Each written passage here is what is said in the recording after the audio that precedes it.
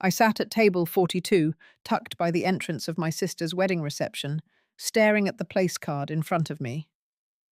Evelyn Hart Family Security. My father had just finished his speech, his voice booming through the hall. At least we don't have to worry about security tonight.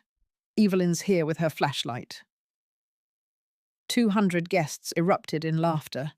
My mother chimed in, telling everyone how honest work comes in all forms, while gesturing to me as if I were a charity case they had graciously taken in.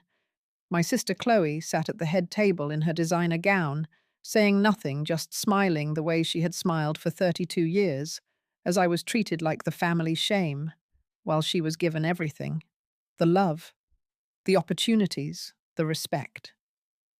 I had spent a decade building something they couldn't fathom, something I deliberately kept hidden.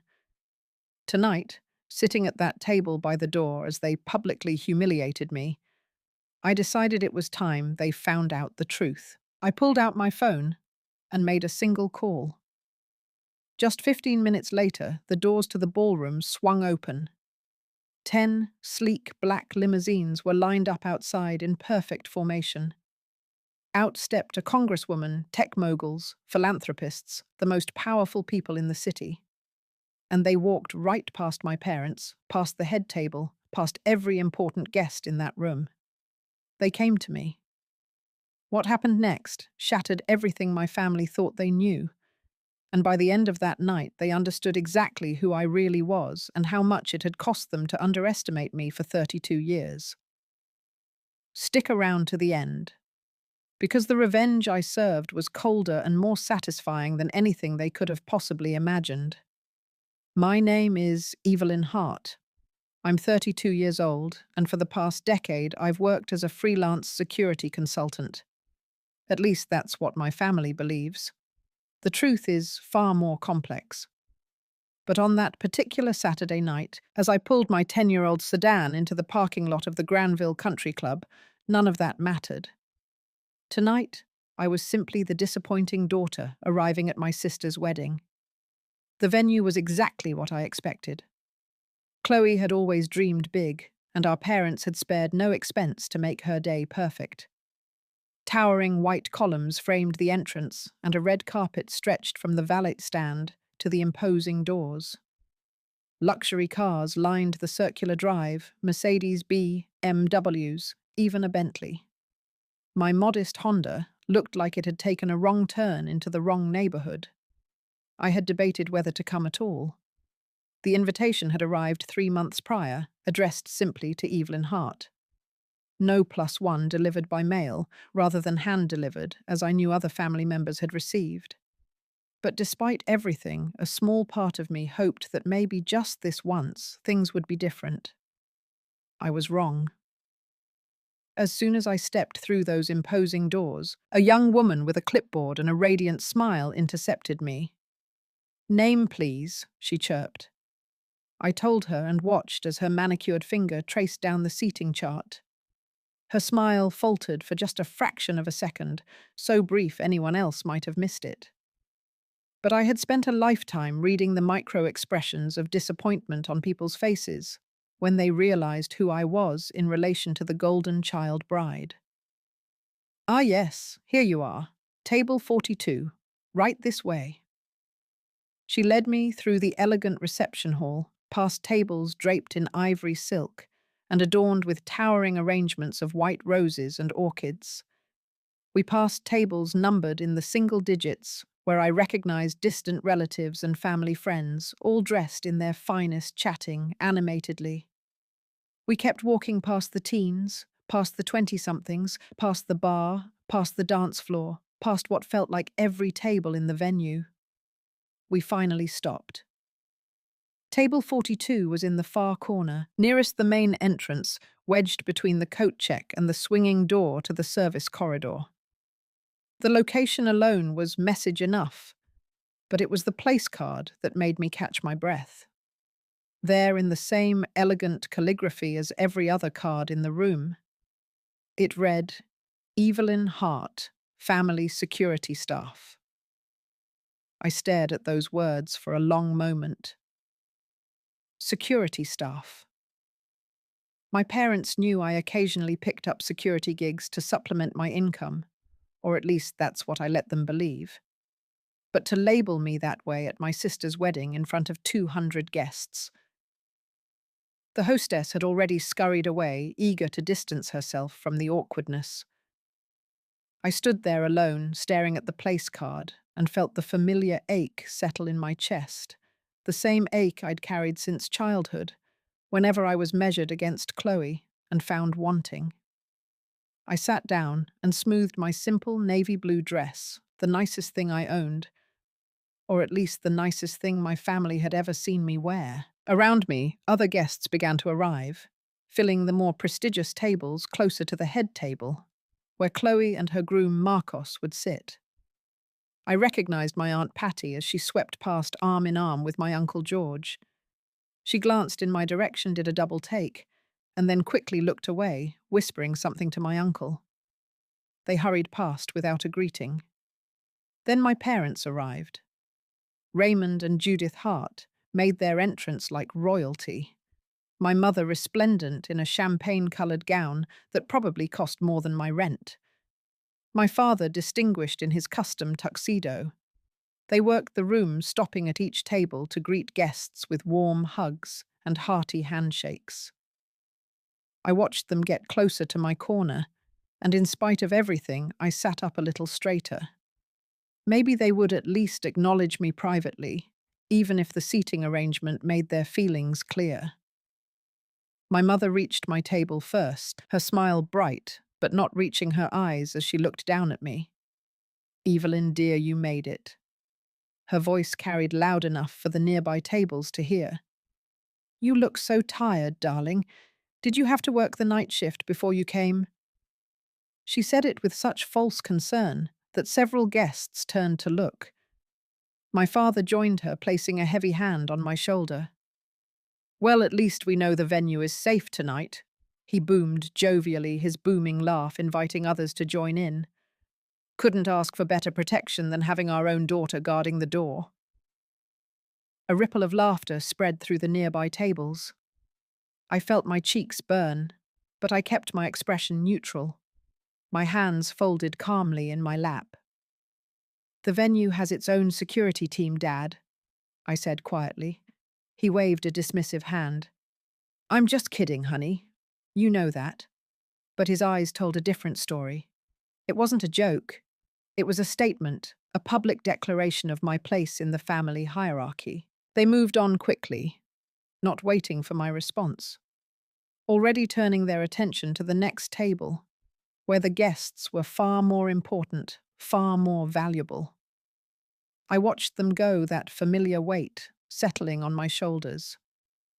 32 years, and I still felt like the invisible child, the one who existed only on the margins of my family's picture-perfect image. More relatives passed as the reception filled. My cousin Jennifer paused, looking uncomfortable. "Evie, this seating is—" She trailed off, clearly not knowing what to say. I gave her a small smile. "It's fine, Jen. Really." She squeezed my hand once in sympathy, then her husband called her to their table near the front. An older family friend, Mrs. Morrison, stopped next. "Still doing that security thing, dear? When are you going to find a real career? A nice girl like you should be thinking about settling down, not working odd jobs." Her words were delivered with such condescending concern that I had to clutch my napkin under the table to keep my composure. The ballroom continued to fill with guests, all in their finest, laughing and celebrating. Everyone except me, sitting alone at my table by the door, positioned exactly as my place card stated, security, not family. At one point, I could see Chloe across the room, radiant in her white gown, surrounded by bridesmaids fussing over her dress and veil. She glanced in my direction once, and for a split second our eyes met. I thought I saw something flash across her face, guilt maybe, or discomfort. But then one of the bridesmaids said something and she turned away, laughing. I had lived my entire life in Chloe's shadow, always the plain one, the disappointing one. She was beautiful, charming, effortlessly successful in everything she did. And I was just Evelyn, the daughter they only remembered when they needed someone to mock, someone to elevate Chloe by comparison. I had learned to live with it, to survive it, to smile through it. But tonight was different. Tonight, sitting at this table with that label, I felt something inside me shift. It was then that the lights from outside caught my eye. Through the floor-to-ceiling windows that flanked the sides of the ballroom, I saw them. 10 sleek black limousines moving in perfect formation up the country club's long drive. Their headlights cut through the evening gloom like a naval fleet approaching the shore. One after another, they glided toward the entrance, their synchronized arrival impossible to miss. The chatter around me began to falter as other guests noticed. The limousines pulled to a stop, one behind the other, directly in front of the main entrance. I felt something flutter in my chest. Anticipation, vengeance, maybe even a hint of fear, because I knew exactly who had arrived. And I knew that in about 60 seconds, everything was about to change. The limousines sat in perfect formation, engines idling, but no one emerged just yet. I watched several guests crane their necks toward the windows, curious about the unusual arrival. But the wedding planner quickly dimmed the lights in the ballroom, directing everyone's attention to the head table. It was time for the speeches, and my father was already making his way to the microphone, his face flushed with champagne and self-importance. I forced myself to look away from the vehicles outside and focus on what was happening inside. My father tapped the microphone twice, producing a high-pitched squeal that made everyone wince. "Testing, testing," he said with a grin, waiting for the laugh that always seemed to follow his attempts at humor. "Ladies and gentlemen, family and friends, thank you all for joining us on this magnificent evening to celebrate our beautiful daughter Chloe and her wonderful husband-to-be Marcos." The room erupted in applause. I clapped mechanically, my eyes fixed on my father's face, which was beaming with pride. It was the expression I had spent a childhood wishing to see, directed at me just once. "You know," he continued, his voice taking on that storytelling tone he used when he wanted everyone's full attention. "Judith and I were blessed with 2 daughters, 2 very different daughters." His eyes scanned the room and landed on me sitting in my corner by the entrance. My stomach clenched. Chloe, as you can all see, is grace personified, beautiful, accomplished, everything a father could dream of. He gestured toward the head table where my sister sat in her wedding gown, looking like she had stepped out of a fairy tale. She beamed, accepting the compliment as her due, while Marcos wrapped his arm possessively around the back of her chair. "But we were also blessed with another daughter," my father went on, and I felt every cell in my body tense. "Evelyn, our other blessing, who reminds us every day that success comes in many forms." There was an uneasy chuckle from a few tables. I knew what was coming. I had heard variations of this speech my whole life. At every family gathering, every holiday dinner, every occasion where my father had an audience. "Evelyn couldn't get here early to help with setup because she was working," he said, emphasizing the last word in a way that made it sound quaint, almost adorable. "She's in security, you know, keeps people safe. A very noble job." He paused for effect, and I could see the punchline forming in his expression. "And I told Judith, honey, isn't this wonderful? We don't have to hire anyone to watch the doors tonight. Our own Evelyn can stand guard."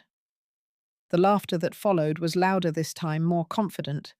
People turned in their seats to look at me, some with pity, others with amusement, a few with that particular kind of satisfied humiliation that comes from watching someone else get put in their place. I kept my face carefully neutral, though my hands were clenched so tightly in my lap, my nails were digging into my palms. My father laughed at his own joke, shaking his head as if he'd said something clever instead of cruel. Kidding, of course, he added, though his tone suggested he wasn't. But truly, we're grateful for both our girls, one who makes us proud in the traditional sense and one who keeps us humble. The words hit me like a physical blow. Keeps us humble. As if my entire existence was meant to serve as a foil for Chloe's perfection, a reminder that not everyone can be exceptional. I looked at the head table, desperately hoping Chloe would say something would defend me just this once. Our eyes met across the room. She looked uncomfortable. Her smile faltering slightly, but she said nothing. Marcos whispered something in her ear, and she nodded, looking down at her plate. The moment passed. My mother then stood and made her way to my father's side at the microphone. She was a bit unsteady on her feet, having had several glasses of champagne during cocktail hour, but she composed herself with the practiced grace of a woman who had spent decades navigating social circles. "If I may just add something," she said, her voice sweet and syrupy. My father stepped aside, ceding the microphone to her. "Raymond is absolutely right. We are blessed with two very different daughters, and I want everyone here to understand something important." She paused, dramatically surveying the room with the air of someone about to impart great wisdom. "In this family, we believe that honest work comes in all its forms. Not everyone can be a star. Not everyone can shine in the spotlight like our dear Chloe. Some people are meant for simpler paths, and there is no shame in that."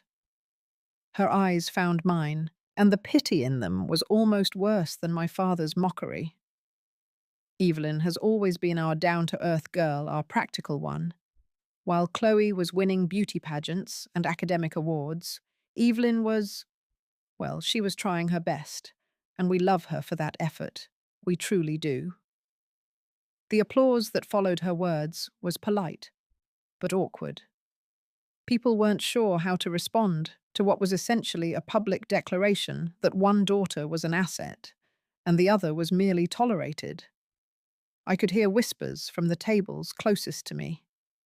"How rude," someone muttered. "That poor girl," another voice said. "Can you imagine being compared to that sister your whole life?" But no one spoke up.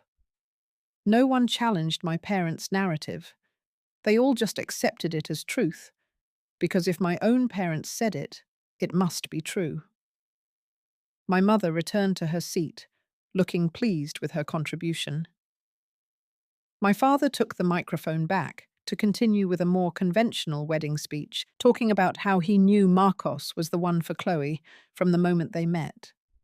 How proud he was to welcome him into the family. How excited he was for the grandchildren who would surely follow. All the while I sat frozen at my table by the door, trying to maintain my composure, while feeling like I was being slowly erased my value, publicly diminished until I was nothing more than a cautionary tale. I glanced at the windows again. The limousines were still there, and I could now see movement around them, doors beginning to open. My heart picked up its pace. Just a few more minutes, I told myself. Just hold on a little longer. It was then that I felt a presence beside my table. I looked up to see the venue manager, a thin man in his 50s, with wire-rimmed glasses and an anxious expression. He leaned down, speaking in an urgent whisper that only I could hear. "Ms. Hart," he said, his voice strained with barely contained panic. "There are guests at the entrance asking for you specifically. They're quite insistent. They say they are here at your invitation." He paused, glancing nervously toward the doors. "Should I escort them in, Ms. Hart? There are quite a few of them, and they appear to be very important people." I looked up at the venue manager and gave him a slight smile. "Yes, please escort them in. They are expected." My voice was calm, but inside my pulse was racing. The manager nodded, though his expression suggested he had no idea what he was getting into, and hurried toward the entrance. I rose slowly, smoothing my dress, and moved to a spot where I could see the main doors clearly. Around me, a few guests noticed the commotion and turned in their seats, curious. The grand entrance doors swung open, and the first thing everyone saw through the glass was the line of limousines, their doors opening in perfect synchrony. It was choreographed, deliberate, impossible to ignore. The conversations in the ballroom began to die down as more and more people turned to look. My father, still holding the microphone, trailed off mid-sentence about Marcus's promising career in real estate development. I watched his face as confusion replaced his jovial expression. From the first limousine stepped a tall man in his 60s with impeccably styled salt and pepper hair and a suit that probably cost more than most people's monthly salary. I recognized him immediately as Richard Thornton, CEO of Thornton Industries, one of the largest manufacturing conglomerates on the East Coast.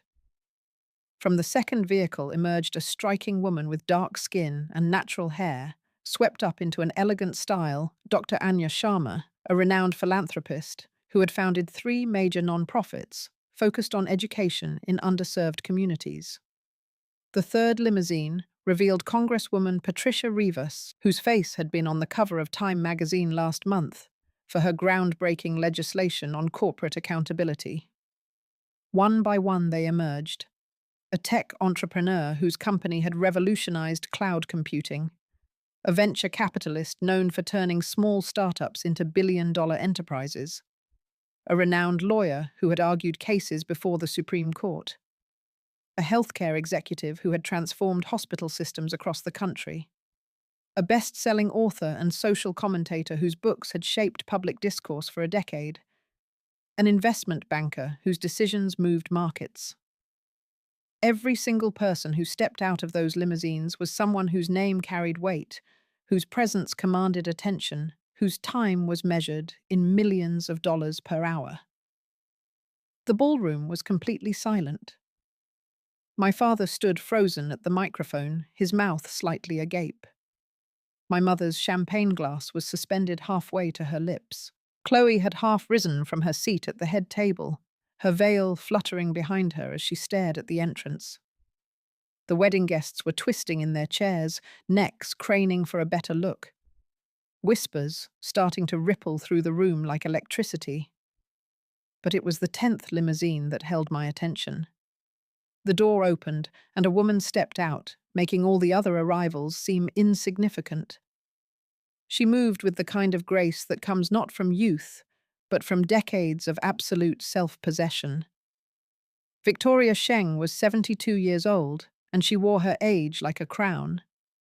Her silver hair was swept into a chignon that Grace Kelly would have envied, and her dress was a deep sapphire blue that caught the light with every movement. She had been on the Forbes list more times than I could count, had built an empire from nothing, and had personally mentored more CEOs than anyone else in the country. She was also the closest thing I'd ever had to a mother. The 10 of them entered the ballroom together, moving through the sea of wedding guests with the kind of presence that needs no announcement. People instinctively drew back, clearing a path without being asked. I saw cell phones being pulled from purses and pockets as guests frantically tried to place who these people were, Googling faces and images confirming what they were seeing. The whispers grew louder. Is that really Congresswoman Rivas? Oh my God, that's Richard Thornton. What are they doing here? Victoria's eyes found mine from across the room, and her face broke into a warm smile that reached all the way to her eyes. She walked directly toward me, completely ignoring my father, who was still standing at the microphone, utterly lost, not even glancing at my mother, who had set down her champagne glass with a visibly trembling hand. The other 9 followed Victoria's lead, forming a procession that cut through the center of the ballroom like a knife through silk. When she reached me, Victoria opened her arms, and I stepped into her embrace without hesitation. She hugged me the way a mother hugs a long-lost daughter with genuine warmth, affection, and pride. There you are, my dear, she said, her voice carrying in the silent room. We were looking all over for you. Why on earth are you sitting all the way back here? She pulled back to look at me, her hands on my shoulders, and then her eyes flicked to my table by the door to the place card, still sitting there with its damning label. Her expression shifted. Something cold and dangerous flashed in her eyes for an instant, before she masked it with a smile. The other 9 gathered around us, forming a protective semicircle. Richard Thornton held out his hand and I took it. "Madam Hart," he said with genuine warmth, "an honor to see you again." Dr. Sharma kissed both my cheeks European style. "You look wonderful, Evelyn. We wouldn't have missed this for the world." Congresswoman Rivas took my hand in both of hers. "When Victoria told us you'd be here, we cleared our schedules immediately.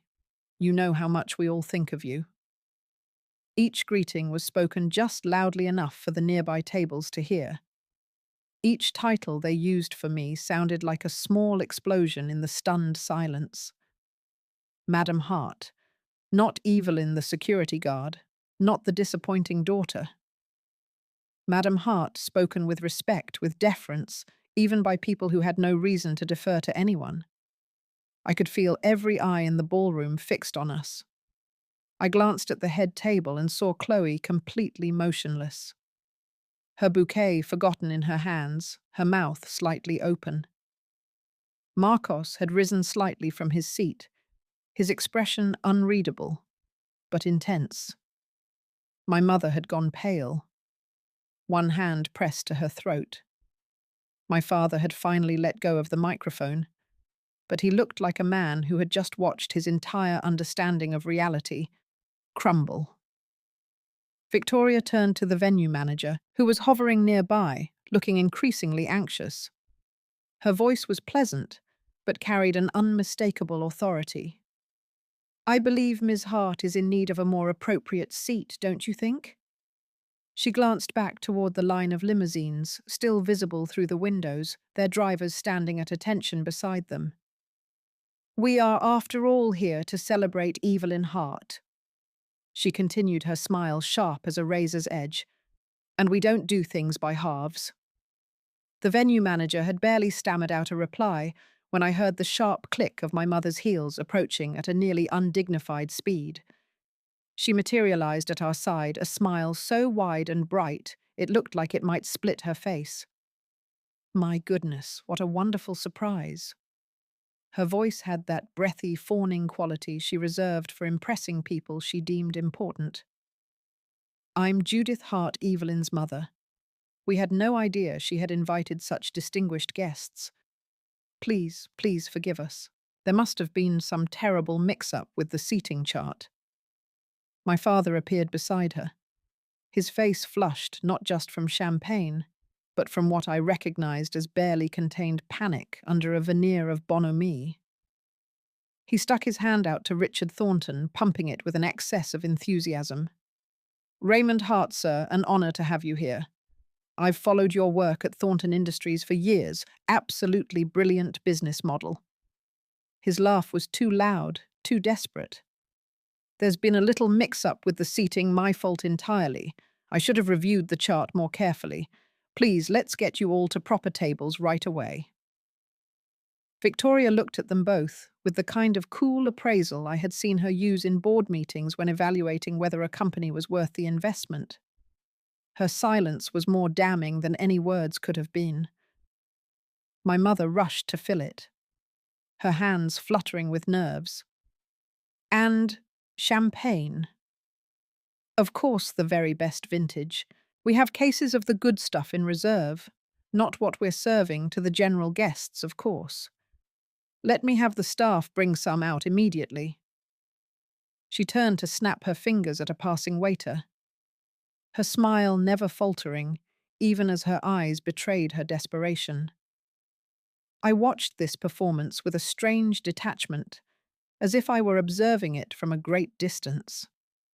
This was the same woman who not 10 minutes earlier had stood at a microphone and told 200 people that I was meant for simpler paths, that not everyone could shine. This was the same man who had joked about me standing guard at the door. Now they were scrambling to accommodate my guests, pretending the seating arrangement had been a clerical error instead of a deliberate statement about my worth. Congresswoman Rivas spoke before I could, her voice cutting through my parents' nervous chatter with practiced political precision. The seating was exactly where you intended it, I imagine, right by the door. The Jungs. Quite a statement. Her smile was polite, but her words had an edge so sharp it made my father's face go from red to pale in an instant.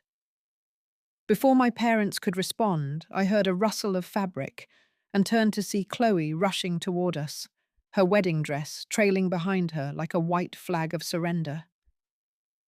Her face wore that strange expression of someone trying desperately to look natural while screaming internally. Evie. She used the childhood nickname with a familiarity that was jarring considering she hadn't called me that in over a decade. Oh my gosh, I didn't know you were bringing guests. You should have told me. We would have made sure you had a better table. She reached for my hands, and I let her take them, but I didn't return the squeeze she gave my fingers. Her palms were damp with sweat, despite the cool air conditioning. I'm so sorry about the seating, really. You know how crazy wedding planning is, and things just get mixed up. Her laugh was high and artificial. But you're here now, and your friends are here, and that's what matters, right? We're so glad you came. She looked at Victoria and the others with wide eyes that tried to convey warmth, but mostly broadcasted terror. Any friends of my sister's are friends of mine. Please, everyone stay for dinner. We have an amazing menu planned. Marcos had followed Chloe from the head table, and now stood slightly behind her, his expression unreadable. He was staring at me with an intensity that made me uncomfortable, but I couldn't place what was behind his gaze. Recognition, calculation, fear. Whatever it was, it felt different from the dismissive glances he'd thrown my way earlier in the evening. Around us, the ballroom had erupted into a state of barely contained chaos. I could see guests at every table, their phones in hand, fingers swiping and typing frantically.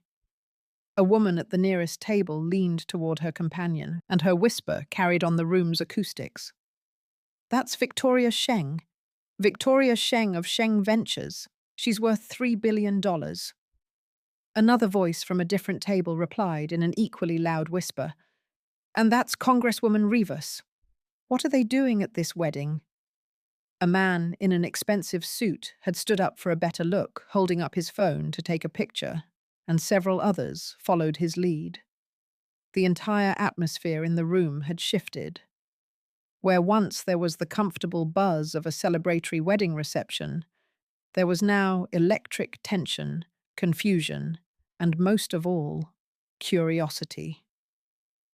Who was I really? That was the question that I could see forming on every face. The disappointing daughter in the cheap dress, sitting by the door, did not compute with the woman who had 10 of the most powerful people in the country surrounding her like a protective guard.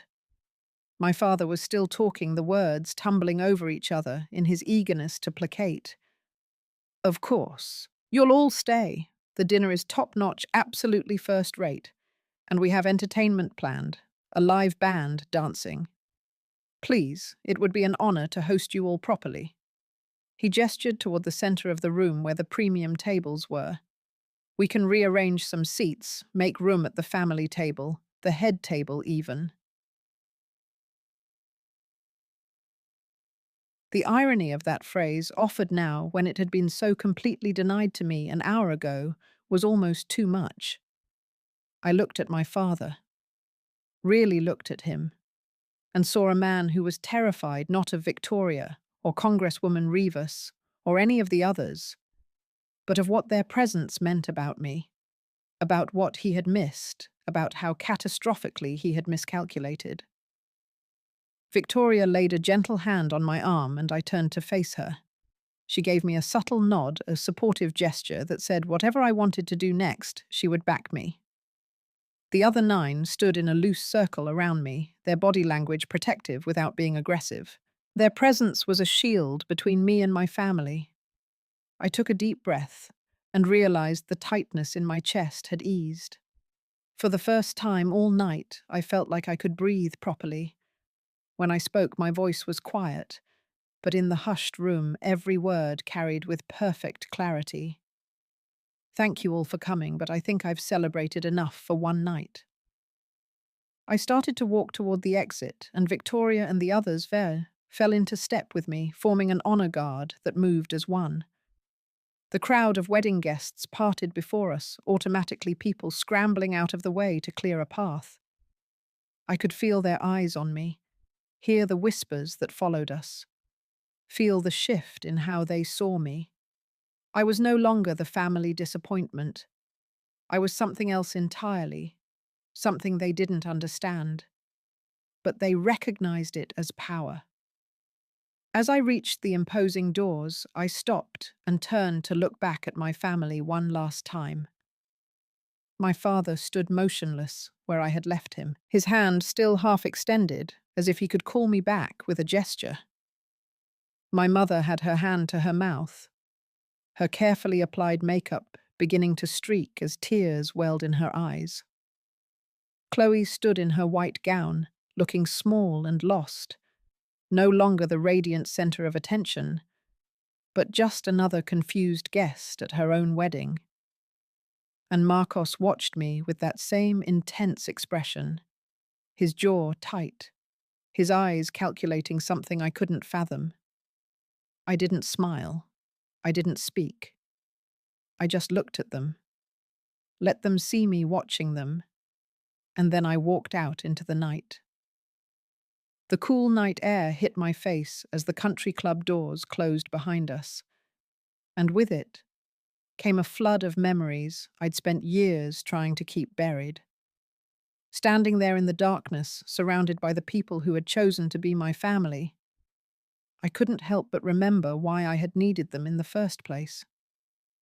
Because the family I was born into had never been enough, because tonight's humiliation was simply the culmination of 32 years of being made to feel like I didn't belong. I was 7 when I first truly understood that I was different from Chloe, and that different meant less.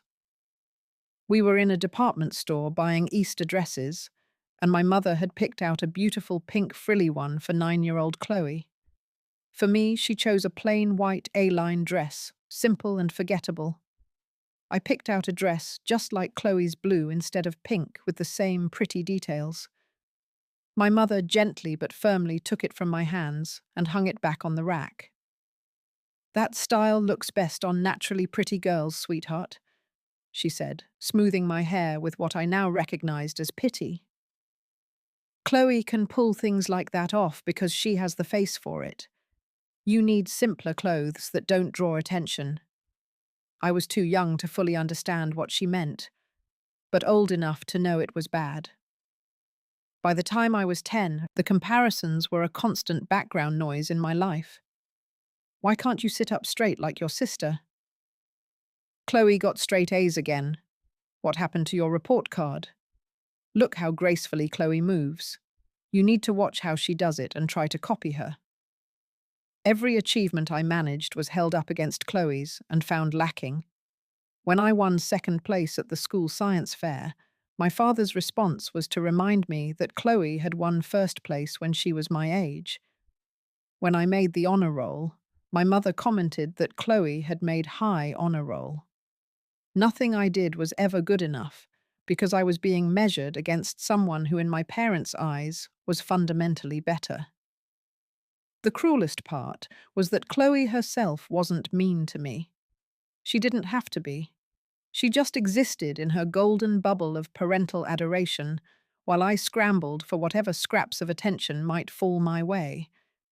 She'd smile at me kindly when our mother criticized my appearance, as if to say she understood it wasn't personal.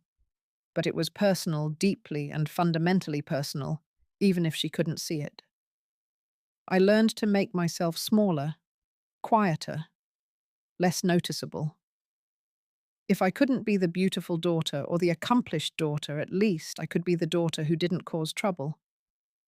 I stopped asking for things. I stopped expecting praise. I stopped hoping that maybe this time they would be proud of me. At family dinners, I sat silently while they discussed Chloe's latest achievement or admired her newest outfit. On holidays, I watched them fawn over her while I helped in the kitchen unnoticed and unacknowledged. I became a ghost in my own home present, but not truly seen. The scholarship letter arrived in the spring of my junior year of high school. I had applied to a prestigious international studies program in London without telling anyone certain I wouldn't get in, and that it was foolish to even hope. But I had. And not only that, they were offering me a full scholarship that covered tuition, room and board. Everything. It was the first time in my life that someone outside my family had looked at me and decided I was worth investing in. I held that letter in my trembling hands and felt for the first time that maybe I was more than just the disappointing daughter. I showed it to my parents at dinner that night, my voice shaking with excitement and hope. My father barely glanced at it before handing it back. "That's nice, dear, but you know we can't have you gallivanting around Europe. Girls your age need supervision." My mother had been more direct. She put down her fork and looked at me with the same patient pity from the department store years before. "Evelyn, honey, be realistic. You're 17. Girls don't need all that education, especially overseas where we can't keep an eye on you. Besides, we need to be saving resources for Chloe's college applications next year. She's applying to some very competitive schools." I tried to explain it was a full scholarship, that it wouldn't cost them anything. But my father waved it away. "It's not about the money. It's about what's appropriate. You should be thinking about practical careers, something local where you can help the family if needed. Chloe is the one with the real potential for a big future. Let her have the opportunities. You'll understand when you're older that this is for the best." I went to my room that night and cried for hours, the crumpled acceptance letter in my hand. The message was clear, even when I succeeded on my own merits, even when someone else saw value in me. My parents still believed I should step aside for Chloe. My dreams, my potential, my future. It was all secondary to ensuring my sister had every possible advantage. But the moment that crystallized everything, the memory that still burned after all these years, happened a few weeks later. I came home early from school and heard voices in the living room. My mother was having coffee with her friend Nancy, and I was heading toward the kitchen when I heard my own name. I froze in the hallway, hidden from view, but able to hear every word. Nancy had asked how both her daughters were doing, and my mother's reply was seared into my memory like words carved in stone. "Oh, Chloe is wonderful as always. She just got early acceptance to 3 Ivy League schools. Can you imagine, we're so proud we could burst." There was a pause, and then Nancy must have asked about me because my mother's voice changed, becoming flat and dismissive. "Evelyn? Oh, she's just there. You know, every family needs a practical child, a down-to-earth one. But Chloe is our real blessing. She's the one who's going to make something of herself, the one we'll be proud to tell people is our daughter." I stood in that hallway at 17 years old, listening to my mother reduce my entire existence to just being there, and something inside me broke. Or maybe it finally hardened into something unbreakable. That night I opened my journal to a blank page and wrote in a shaky hand, "One day they will have to remember I exist." I had written those words in my diary with such conviction, such desperate hope, but I had no idea how to make them a reality. 2 days after I overheard that conversation, after my mother reduced my existence to just being there, I made a decision that terrified me even as I put it into motion. I had packed a backpack with clothes, taken the $243 I had saved from babysitting, and left home while my parents were at one of Chloe's award ceremonies. I didn't leave a note. I didn't think they'd notice right away, and I was right. It took them almost 18 hours to realize I was gone. I ended up at the downtown Greyhound station, a grimy building that smelled of diesel and despair. I had bought a ticket to somewhere anywhere, but the next bus wasn't leaving until morning. So I sat in one of those hard plastic chairs bolted to the floor, my backpack clutched to my chest, and tried to imagine what came next. I had enough money for a bus ticket and maybe a week of cheap meals. But beyond that, I had no plan. I was 17, still a minor with no job prospects and nowhere to go. The reality of what I had done started to sink in as the hours passed and the station emptied out. By midnight, I was one of only a few people left. A janitor mopped the floor with disinterested efficiency. A man in a torn coat slept splayed across 3 chairs near the vending machines. And me, a scared teenager who had run away from home because I couldn't stand being invisible anymore, but had no idea how to become visible. I curled up in the chair, using my backpack as a pillow, and tried to sleep. Every time I closed my eyes, I heard my mother's voice. She's just there. Unvalued. Just there. I must have dozed off because I woke up to someone sitting in the chair next to me. I shot up instantly alert and scared my hand grabbing for my backpack. But the person who had sat down wasn't threatening. She was a woman probably in her late 50s, dressed in clothes that even my inexperienced eyes recognized as expensive. Her dark hair was streaked with grey and pulled back in a neat chignon. She wore little makeup, but she carried herself with a natural elegance that made her beautiful, despite, or maybe because of her age. She was holding 2 wrapped sandwiches and a bottle of water. "You look hungry, Per," she said, simply offering one of the sandwiches to me. Her voice was cultured. She unwrapped her own sandwich and took a bite as if we were having lunch in a cafe instead of sitting in a bus station at 1 a.m. "I'm Victoria," she said, "and you're clearly running away from something. The question is, are you also running towards something or just away?" I stared at her, this stranger who had somehow broken through all my defenses with a single observation. "Just away," I admitted, my voice cracking. "I don't know where I'm going." Victoria nodded as if that made perfect sense. That's where most journeys begin. We run from what hurts us before we even figure out where we're running to. She gestured to my backpack, my crumpled clothes, the bus ticket I'd left on the empty chair beside me. "How old are you?" I hesitated but decided the truth couldn't hurt at this point. 17. I turn 18 in 4 months. She was silent for a moment, studying me with eyes that seemed to see more than I wanted to reveal. "Let me guess. Family doesn't value you. Maybe they have another child they prefer, a golden child who can do no wrong. And you're tired of being the forgotten one. You recently accomplished something you were proud of, and they dismissed it. So you decided if they wouldn't acknowledge you, you'd be gone for good." Every word she said felt like she had reached into my chest and pulled out my heart to examine it. "How did you know?" I whispered. Victoria's smile was sad and knowing. "Because I was you 35 years ago. Different circumstances, same story.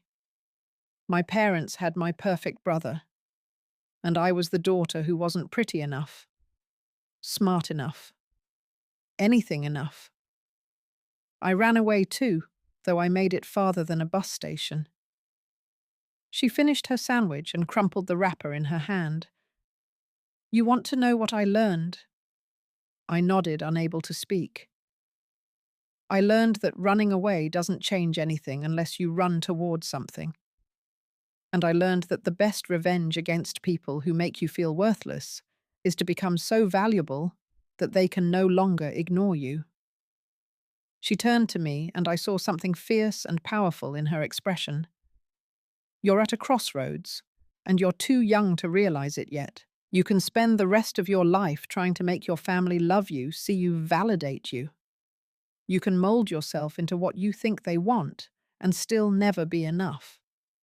Or you can decide that their opinion does not define your value. You can build a life so substantial, so impactful, so undeniably significant that one day they'll be the ones desperate for your attention. She leaned back in her chair, watching me. Live so that one day people need you and not the other way around. That's real power. That's real freedom.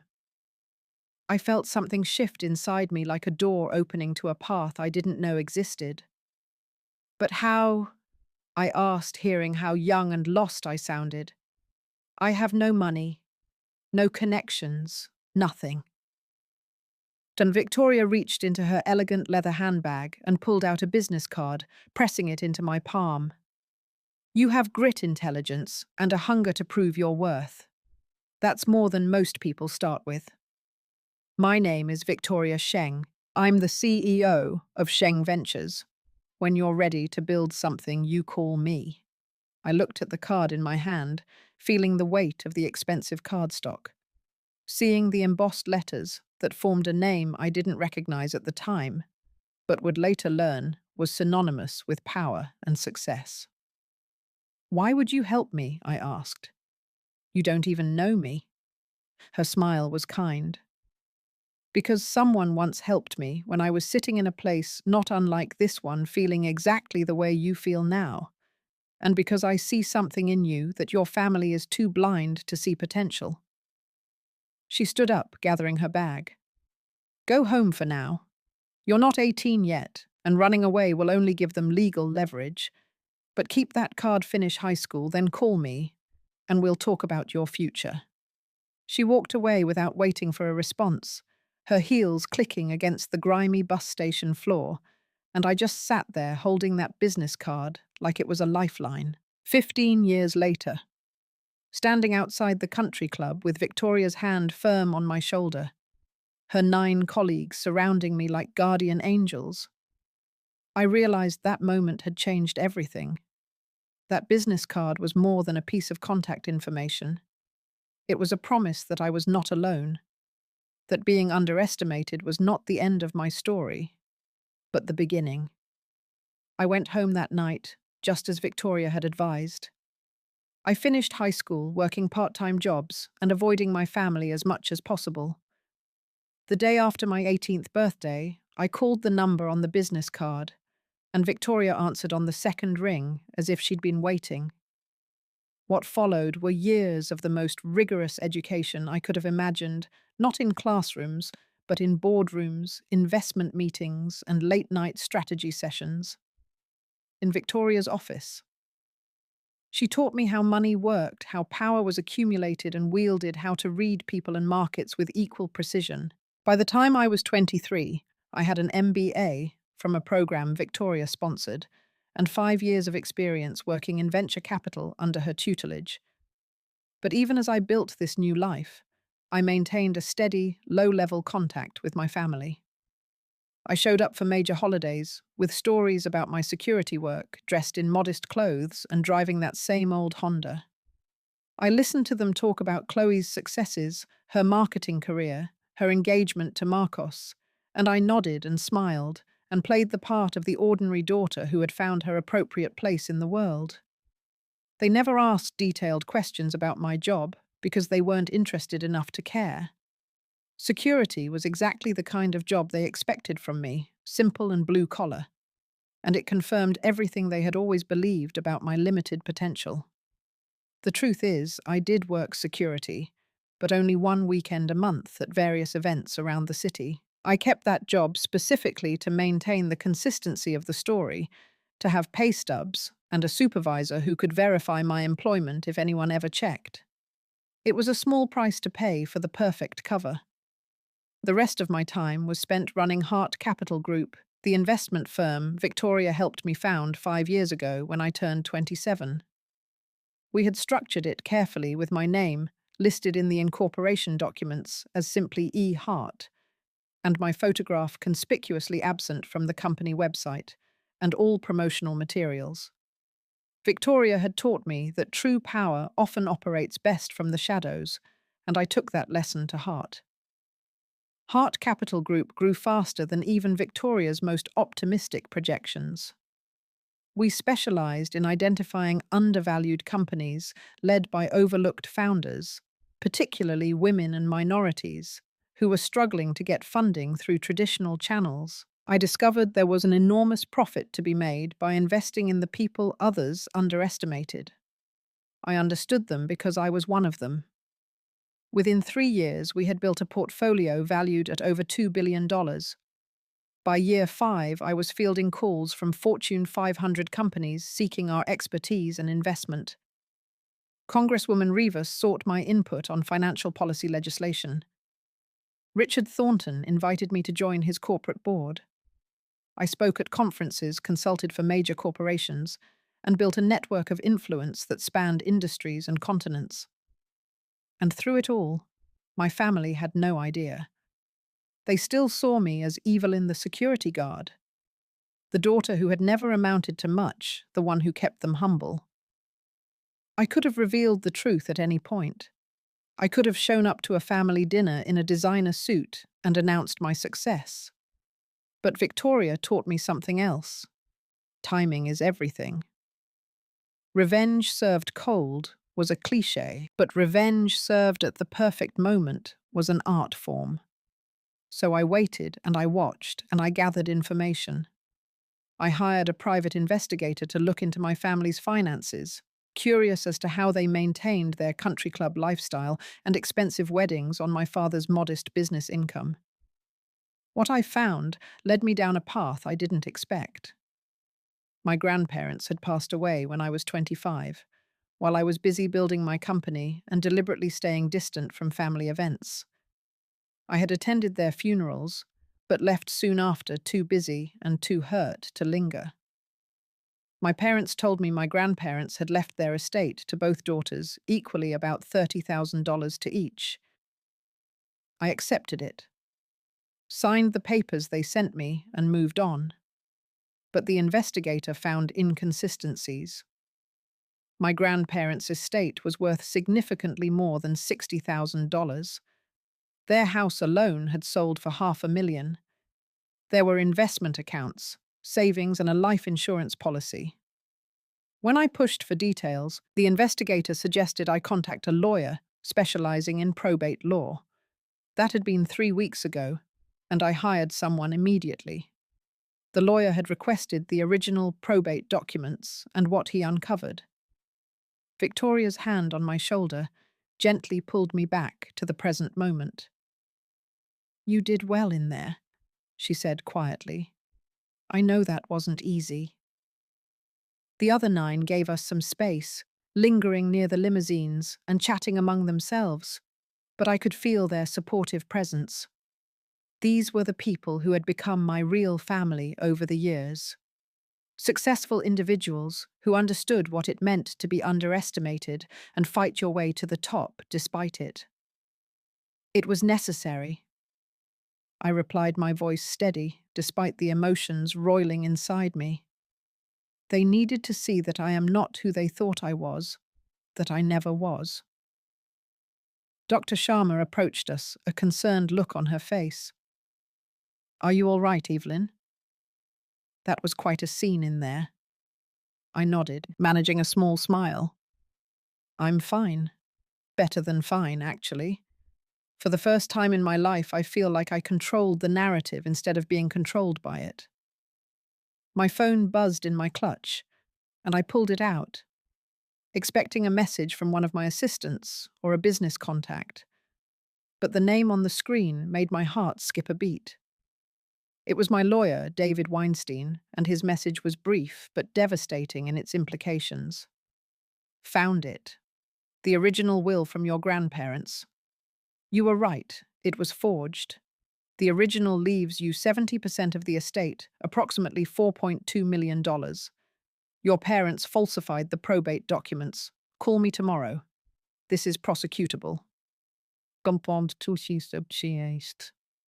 I stared at the screen, reading the words the 3 times to make sure I understood correctly. $4.2 million, 70%.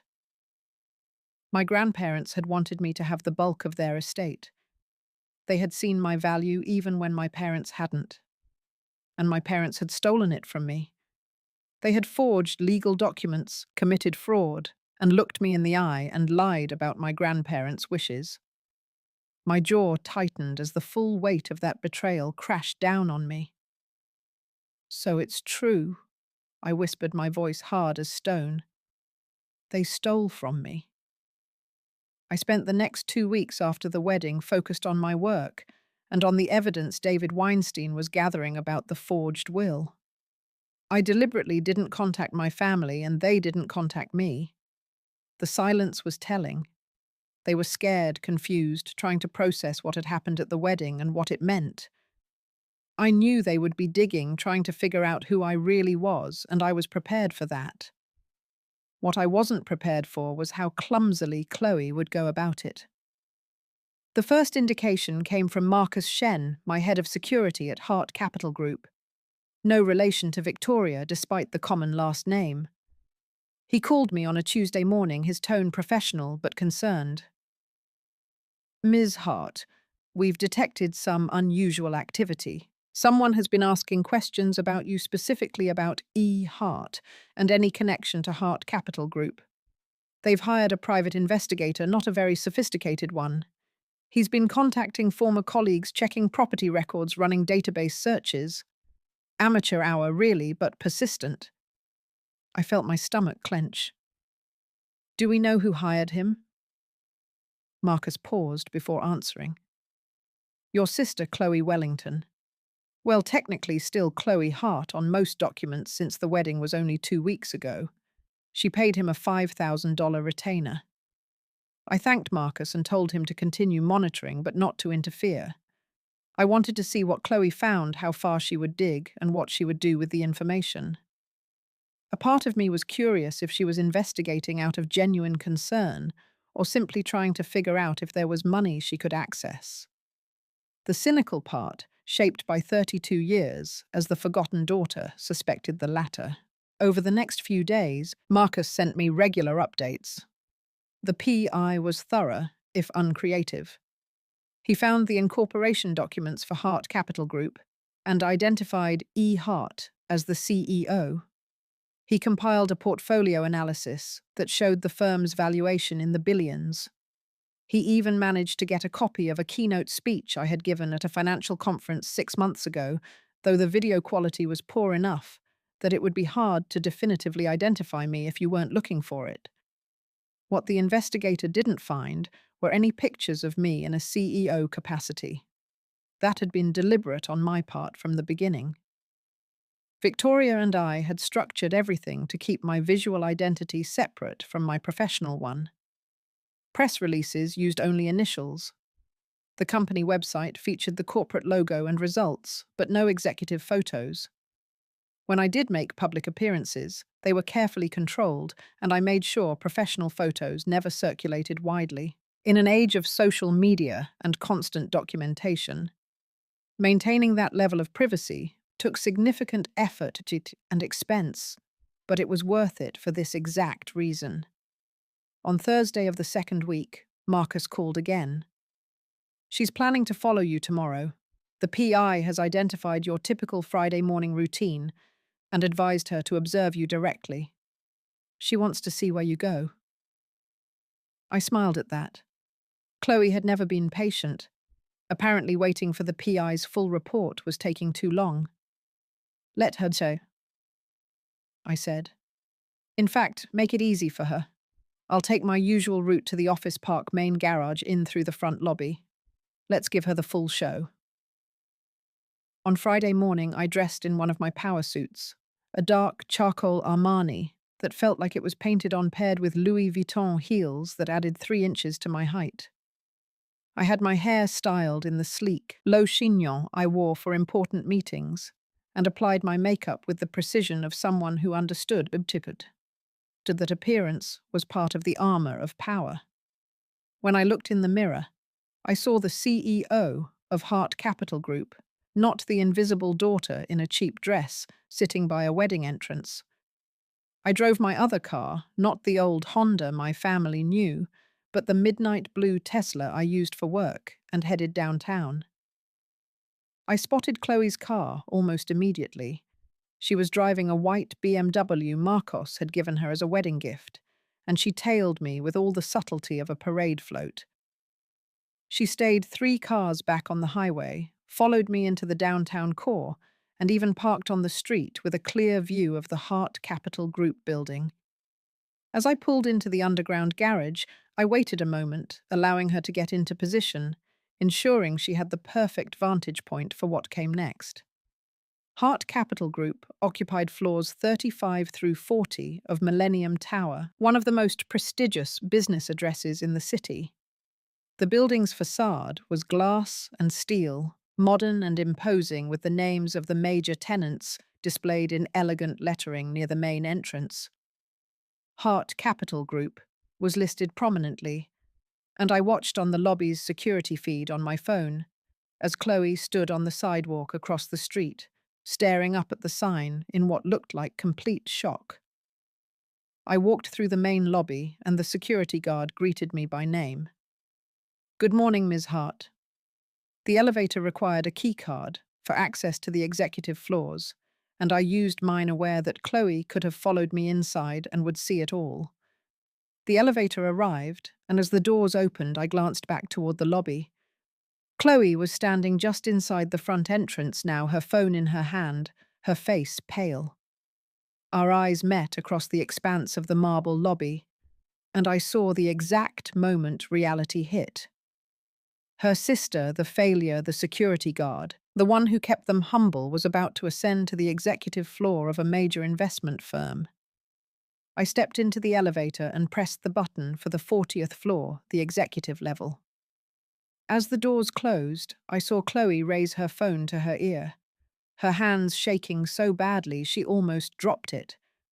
The lobby security video, which Marcus had patched through to my phone, showed her pacing frantically as she waited for whoever she was calling to pick up. Her expression was a mixture of shock, disbelief, and something that looked almost like fear. My phone vibrated with a message from Marcus. "She's in the lobby having a very agitated phone call. Want me to have security escort her out?" I typed back a quick reply. "No, let her process it. She's not a threat." The elevator ascended smoothly toward my floor, and I watched Chloe on my phone screen, her mouth moving quickly as she spoke to whoever had answered. From the way she was gesturing, the call was not going well. She kept pointing up toward the ceiling in the direction she had seen me go, her face growing redder with emotion. I wondered who she was calling our parents, probably telling them what she had discovered. Demanding answers, trying to make sense of a reality that contradicted everything they had believed about me for 32 years. The elevator doors opened onto the 40th floor, where my assistant Sarah was waiting with my morning schedule and a coffee brewed exactly the way I liked it. "Good morning, Ms. Hart. You have the acquisition meeting in 30 minutes, lunch with Congresswoman Rivas at noon, and the portfolio review at 3 p.m. I took the coffee and smiled. "Thank you, Sarah. It's going to be an interesting day." 40 floors below in the lobby, my phone showed Chloe standing stock still, the call apparently over, staring at her phone screen with an expression of utter devastation.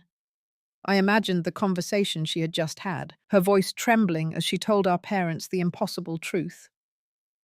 "Mum, Dad Evelyn isn't a security guard. She's been lying to us. She's rich. Really, really rich." "What happens when you find out?" The first phone call came exactly 3 days after Chloe's discovery. I was in my office reviewing quarterly reports when my cell phone rang, the screen flashing "Dad" in letters I hadn't seen pop up in over 6 months. I let it ring 4 times before answering, watching the name flash, feeling nothing but a cold curiosity about what he would say. When I finally picked up, my father's voice was unnaturally cheerful, laced with a nervousness I had never heard from him before.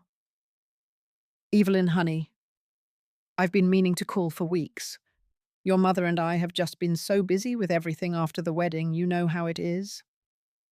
He chuckled with the same booming laugh from the reception, but now it sounded hollow, desperate. We were thinking, why don't we all get together for dinner? It's been too long since we've had a real family meal. How about this Friday? Your mother wants to try that new Italian place downtown, the one that just got reviewed in the Times. I leaned back in my leather chair, looking out at the city skyline from my 40th floor office, and let the silence stretch between us. I could hear him breathing, waiting for my reply, probably sweating. I'm busy Friday, I said. Finally, my tone neutral and professional, as if I were turning down a meeting with a potential client I had no interest in. And most other nights for the foreseeable future. But thank you for the invitation. Oh, well, we can be flexible. The eagerness was painful to hear. Saturday, Sunday brunch, you name the time, sweetheart, and we'll make it work. We just really want to see you catch up, find out what you've been up to. What I've been up to. Not how have you been, or we miss you. What I've been up to. Because now that they knew I had money and power, suddenly my activities were worthy of their attention. I'll check my schedule and get back to you, I replied, knowing I wouldn't. I have a meeting starting in 2 minutes. I have to go. Of course, you're a busy woman. We understand. Important meetings. A career woman now. He was trying so hard to sound supportive, even proud, but we both knew it was a performance. We'll talk soon, okay, love you, honey. I ended the call without answering that last part and set my phone face down on the desk. The word love, coming from his mouth, sounded like an insult, a commodity he was suddenly willing to offer now that I might have something he wanted. The calls kept coming after that, following a pattern so predictable I could have written a script for them. My father would call every Monday night, always, with some variation of the same message: they missed me. They wanted to spend time together. Family was important. Why was I being so distant? My mother started calling on Wednesdays. Her approach was slightly different, but just as transparent. She would begin by fussing over my health, asking if I was eating right, sleeping enough, taking care of myself. Then she would pivot to guilt, reminding me of family obligations, implying that they were hurt by my absence, suggesting that I was being cold and ungrateful. I kept each conversation under 3 minutes, my answers monosyllabic, offering nothing they could use to draw me in further. But it was Chloe's attempts that were perhaps the most gratifying, because they came wrapped in a package of false nostalgia for a relationship we had never actually had. The texts started arriving daily, sometimes multiple times a day. Hey sis, just thinking about you. Wanna grab coffee? That was the first one, arriving at 9 a.m. on a Wednesday. I deleted it without replying. The next day, remember when we used to share clothes and stay up late talking? I miss those days. Let's catch up. I stared at that message for a full minute, trying to recall a single instance where we had shared clothes or stayed up talking like genuine sisters. It had never happened. Chloe's clothes were designer carefully guarded in her closet, and our late-night talks consisted of her talking about herself, while I listened from the doorway of her room, never fully invited in. The texts continued, each one more desperately affectionate than the last. Hey, I know things have been weird, but you're my sister and I love you. Can we please talk? I feel like we've grown apart, and I hate it. Let's have a girls' day, just the two of us, like we used to be. Like we used to be. The phrase kept appearing, creating a fictional history of sisterly bonding that existed only in her imagination, or more likely in the story she was trying to sell, now that the circumstances had changed. I would reply to maybe 1 in 10 messages, and my answers were carefully crafted to give nothing away. Busy with work. Can't this week. Maybe another time. Never a direct refusal that would let them claim I had rejected them, but never an acceptance that would grant them access. What fascinated me most was how quickly they all adapted their narrative of who I was. After 32 years of treating me like the family shame, within 2 weeks of discovering the truth, they had rewritten history in their own minds. Suddenly, I had always been important to them, always been loved, always been valued. The gaslighting was almost impressive in its audacity. They seemed to genuinely believe that if they just said the right words, made the right gestures, I would forget everything that came before and welcome them back into my life. As if decades of emotional abuse could be erased by a few phone calls and heart emoji-filled texts. I watched this performance unfold with the same detached interest I would watch a case study in my MBA classes. It was textbook behavior. People revealed their true values through actions, not words. And my family's sudden interest in me revealed exactly what Victoria had taught me all those years ago. Most people don't love you for who you are. They love you for what you can do for them. When I was a nobody, I was worth nothing. Now that I was a somebody, I was worth their time and effort. The calls came to a head about 3 weeks into this campaign. I was working late at home when my mother called, and something about the late hour, it was nearly 10 p.m., made me answer. Maybe I was curious to see how far she would go. Her voice when she spoke was different from the previous calls, less of that artificial cheerfulness. "Evelyn, please. I know you're angry and maybe you have a right to be, but we need to talk. We need to understand what's going on. You've shut us out completely. It's tearing this family apart."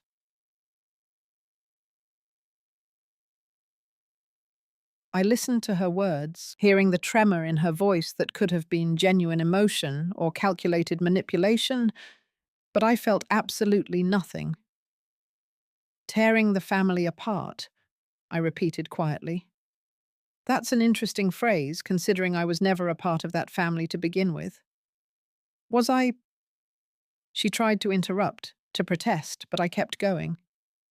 "For 32 years, you made it crystal clear that I was the lesser daughter, the disappointment, the one you tolerated but didn't value. You said it publicly at Chloe's wedding. You said it 1,000 times in 1,000 different ways my entire life. That's not fair," she said, and now her voice was cracking. "We always loved you. Maybe we didn't show it like we should have. But we're your parents, Evelyn. We're trying now. Please, Evelyn. We're family. You can't just cut us out." There it was, the word I'd been waiting for: family. The shield they thought would protect them, the obligation they thought would bind me. I looked out the window at the city lights spreading below my penthouse and thought of all the times I had longed to hear that word spoken with genuine love instead of convenient obligation. "Now you remember I'm family," I said quietly, my voice steady and cold as steel in winter. What a coincidence. I ended the call and set my phone aside, watching as it immediately lit up with her calling back.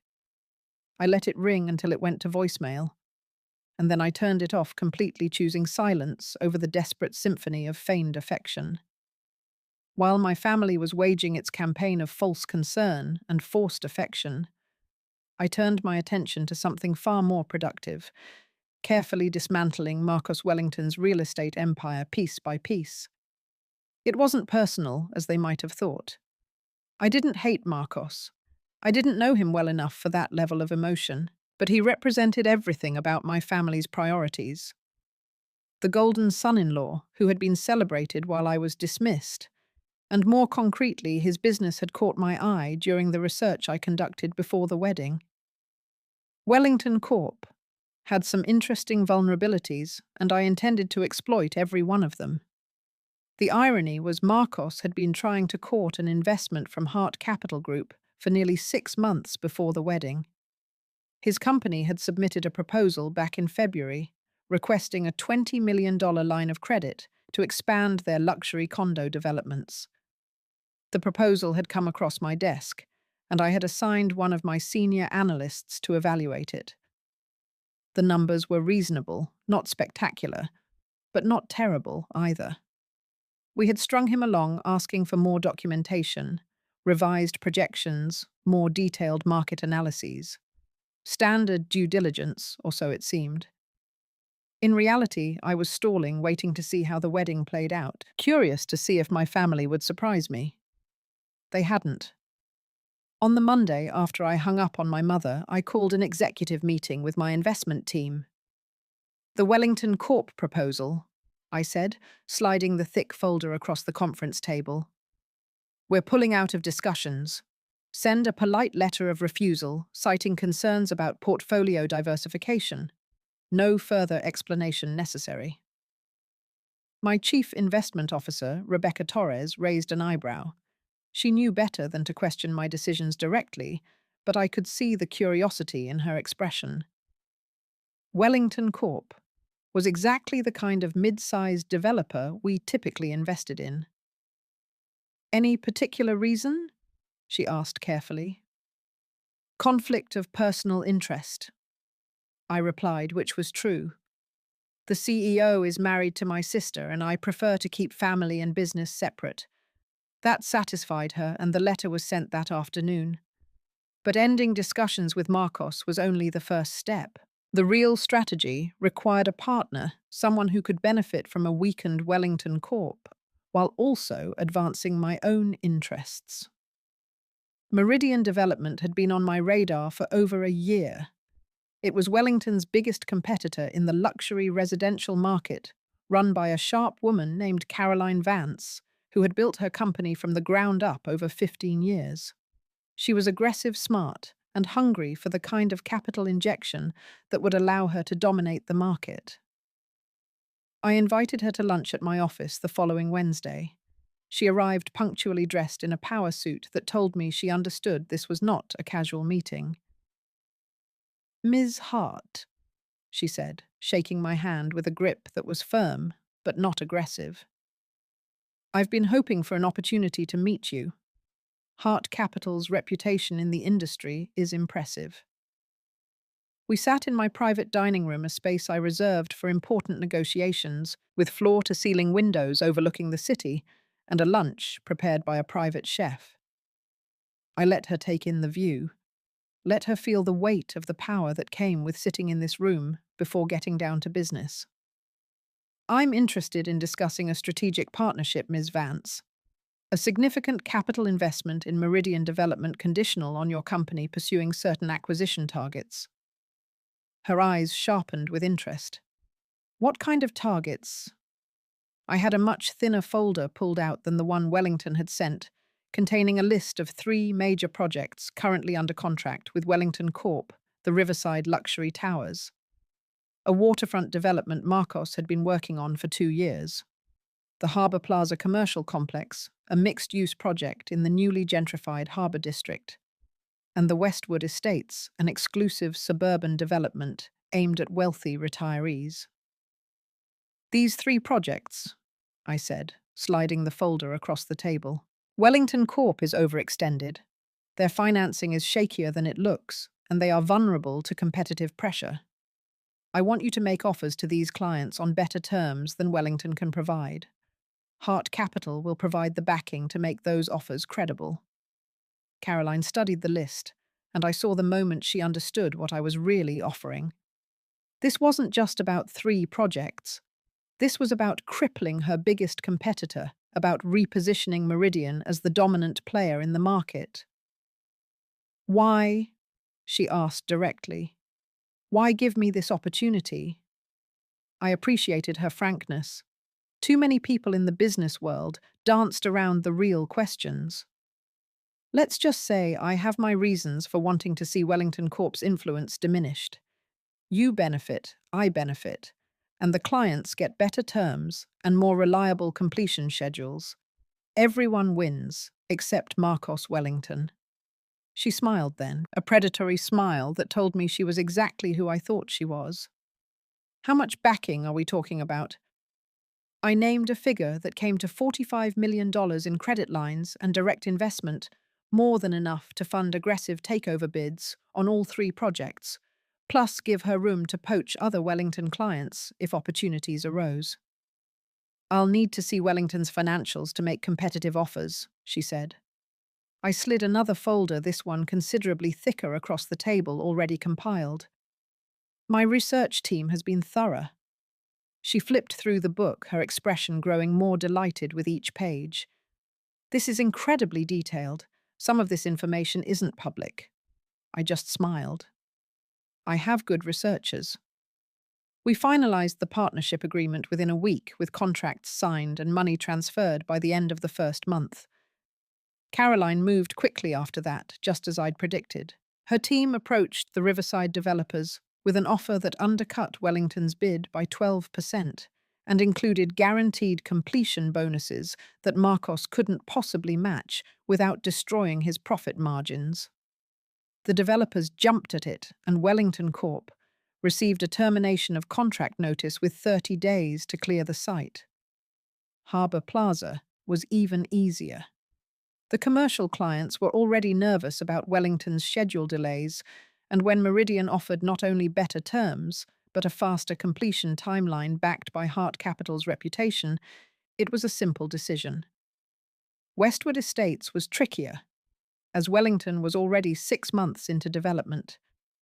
But Caroline made an offer to buy out the entire project at a premium, allowing the original clients to exit with a profit, while giving Meridian control of the valuable suburban land.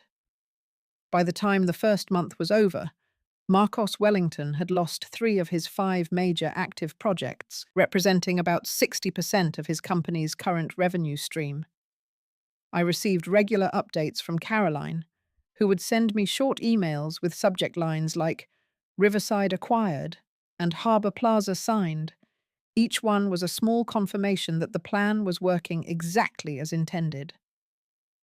I was in my office, analyzing another potential investment, when Marcus Shen, my head of security, called with an update from his surveillance of Wellington Corp. "Thought you'd want to know," he said in a tone that suggested he was trying not to laugh. "Wellington's CFO just tore into the office. Looked pretty agitated. Our contact in their building said rumors are flying that they lost another major contract." I thanked him and put the phone down, allowing myself a small smile. Everything was proceeding perfectly, every domino falling in sequence, and Marcos Wellington still had no idea what was happening or who was behind it.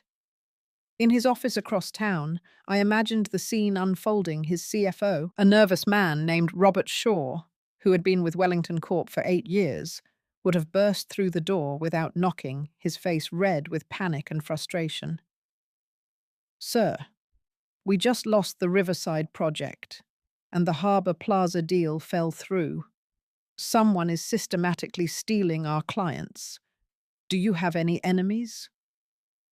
The deterioration of Marcos Wellington's business situation took exactly 3 weeks to reach a crisis point that brought Chloe to my door.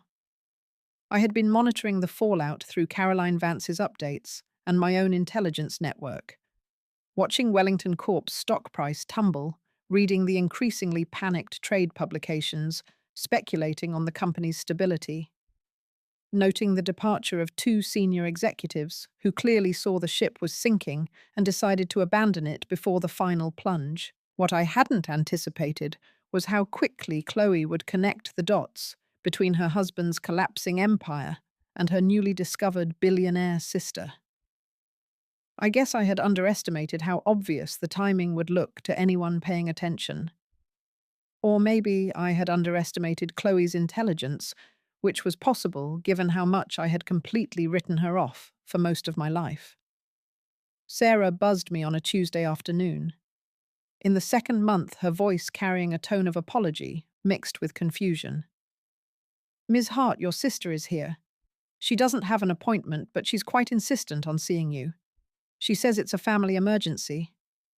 I glanced at my schedule, which showed a conference call starting in 20 minutes, and considered refusing Chloe. But curiosity won out. I wanted to see how she would play this, what arguments she would make, whether she would show any awareness of the absurdity of coming to me for help after a lifetime of treating me like I was beneath her notice. "Send her in," I said. "But Sarah, I need you to interrupt us in exactly 15 minutes, regardless of what's happening. I have a call with our Singapore investors." Chloe swept into my office, as if she were making an entrance at a charity ball, all dramatic energy and poorly contained emotion. I noted she had dressed for the visit wearing a designer outfit that probably cost $3,000. Her hair and makeup were flawless, despite the tears I suspected were ready to roll on command. She looked around my office with wide eyes, taking in the custom furniture, the original artwork on the walls, and the view that stretched for miles over the city. "So this is where you've been hiding," she said, her voice laced with something I couldn't quite place. Resentment, maybe, or fear, or both. "I haven't been hiding," I replied smoothly, gesturing for her to take one of the chairs in front of my desk. I didn't stand to greet her. I didn't offer her a drink. I didn't engage in any of the social niceties that would suggest this was a friendly visit between sisters. "I've been working. Please sit, Chloe. My time is limited." She perched on the edge of the chair as if she needed to be ready to spring up at any moment, and I watched her try to compose herself for whatever speech she had rehearsed on the drive downtown. "Marcos is in trouble." She began abandoning whatever preamble she'd planned and diving straight into the crisis. "His company is losing contracts. Major projects are falling through and no one can figure out why. But I know why, Evelyn. I know you're behind this." Her voice carried an accusation, but also a desperate hope that I would deny it, that there was some other explanation. I said nothing, just watched her, waiting to see where she would go next. "We're sisters," she continued, leaning forward, her eyes searching my face for any sign of softening. "I know we haven't always been close. I know things have been complicated, but we're still family. You can't just destroy my husband's business because you're angry about the wedding or whatever happened between us when we were kids." The appeal to family loyalty was predictable, the first card everyone played when they wanted something from me. I leaned back in my chair, keeping my expression neutral. "I haven't destroyed anything," I said calmly. "Wellington Corp is facing normal market competition. Other companies made better offers to their clients. That's how business works."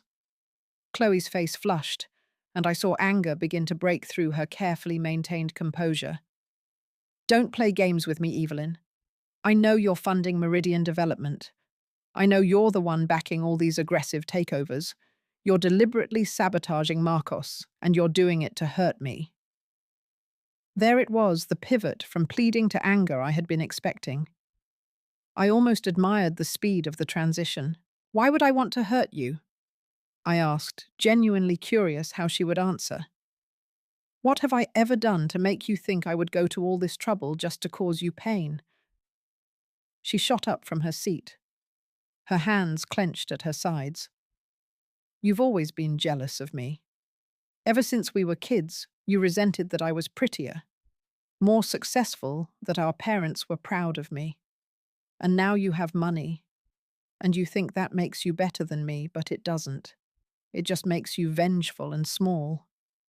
The analysis was so far from the truth, so completely self-absorbed in its interpretation of our history, that I almost laughed.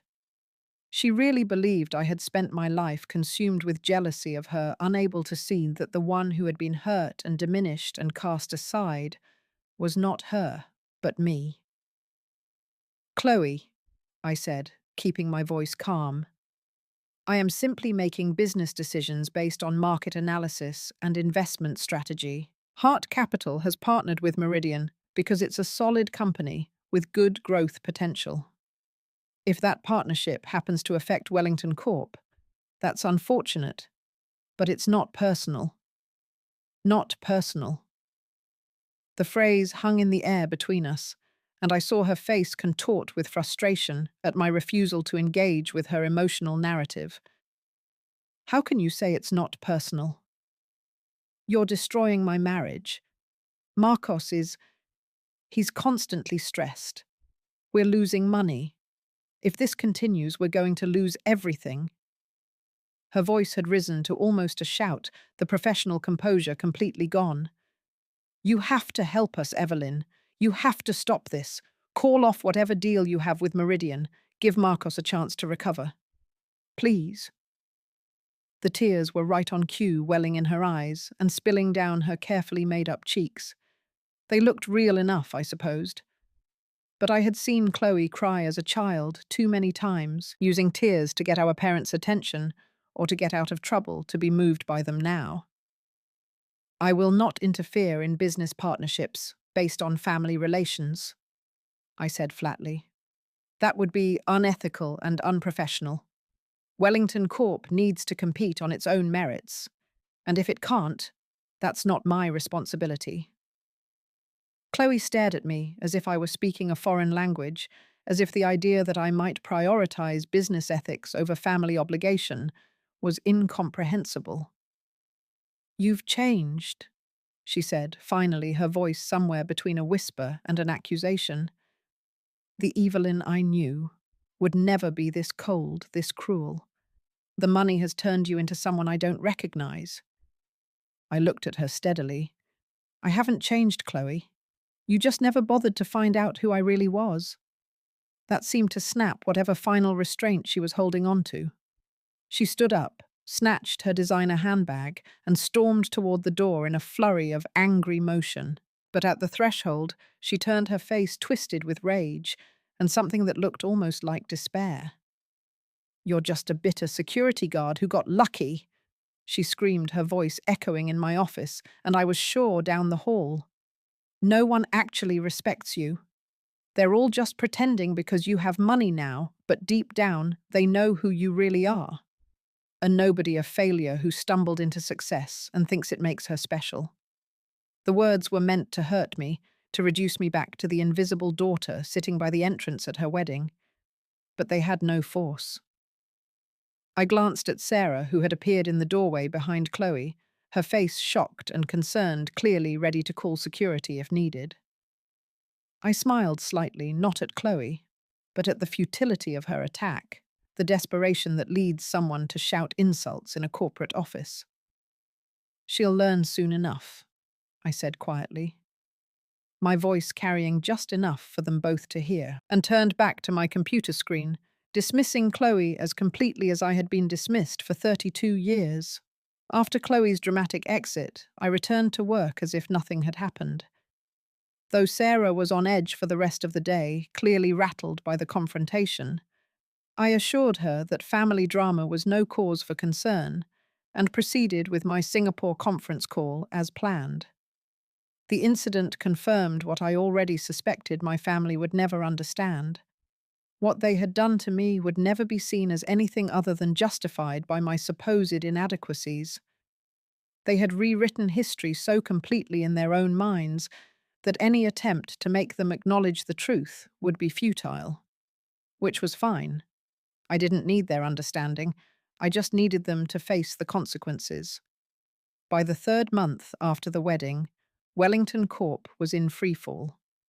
The phone calls from my family had grown more frantic and then less frequent as they realized I would not respond, and I settled into a comfortable rhythm of watching it all unfold as planned. Then the invitation arrived, delivered by courier in a thick cream-coloured envelope with elegant calligraphy addressed to Ms. Evelyn Hart, Capital Group. I opened it at my desk, pulling out the heavy cardstock that announced the Metropolitan Charity Gala, scheduled for the last Saturday of the month. The event was legendary in our city's social circles, a black tie affair that brought together politicians, business leaders, philanthropists, and old money families for a night of networking disguised as charitable giving. I had attended twice before in my capacity as CEO, and both times I had maintained my careful anonymity, arriving late, leaving early, and avoiding the photographers who documented every detail for the society pages. But this year's invitation was different. Tucked inside was a personal note from the gala's committee chair, Margaret Short, a woman whose family had been founding members of nearly every major social institution in the city for 3 generations. "Ms. Hart," the note read in her distinctive script. "It would be an honor if you would consider being our keynote speaker this year. Your work empowering underrepresented entrepreneurs aligns perfectly with our mission, and we believe your story would inspire our donors. Please contact me at your earliest convenience to discuss the details. I set the invitation down and stared at it for a long moment, understanding immediately what accepting would mean. There would be no anonymity at this event, no slipping in and out unnoticed. The keynote speaker was the centerpiece of the evening, formally introduced, photographed, and widely expected to deliver a substantive address to an audience of over 800 people. Everyone who was anyone in this city would be there, including, I realized, with a prickle of anticipation in my chest, my family. The Harts had attended the Metropolitan Charity Gala for 15 years, ever since my father's small business had grown successful enough to justify the $5,000 a plate ticket price. It was the event where they networked, made connections, and established themselves as part of the city's upper-middle-class social fabric. I drove out to Victoria's estate that evening, a sprawling property in the hills overlooking the city that she had bought 20 years ago when her company went public. She met me in her study, a cozy room lined with books and comfortable leather furniture, and poured us both glasses of an excellent single malt scotch before settling into her favourite chair. I showed her the invitation and Margaret Short's note, and she read them both carefully before looking up at me with eyes that saw everything I wasn't saying. "You're thinking of accepting," she said. It wasn't a question. "I am," I admitted. "But it means going public. No more E-Heart, no more dodging photographers, no more careful anonymity. Everyone will know exactly who I am." Victoria smiled, that warm expression that always made me feel like I was making the right choice, even when I was terrified. "Evelyn, you've been hiding for 5 years. You built an empire from the shadows because you needed to prove to yourself that you could do it, without anyone's preconceived notions helping or hindering you. But you've proven it now. Heart Capital Group is a success because of your vision and your work, not because of your name or your connections or anything other than merit." She leaned forward, cradling the scotch glass in both hands, her expression serious. "The question is, are you ready to stop hiding? Because once you step into the spotlight, there's no going back. Your family will know, yes, but so will everyone else. You'll be scrutinized, photographed, written about. People will have opinions about you, some fair, most not. You will lose the privacy you've guarded so carefully." I thought about what it would mean to be publicly identified as the CEO who had built a $2 billion investment firm before she was 33, to have my face in business magazines and my opinions quoted on financial news. "It's time," I said finally. "No more hiding. Let them see who I really am." Victoria raised her glass in a toast. "Then accept the invitation and give a speech they will never forget. Show them that the girl they underestimated has become the woman they now need." I clinked my glass against hers and felt something settle in my chest, a sense of rightness about the decision.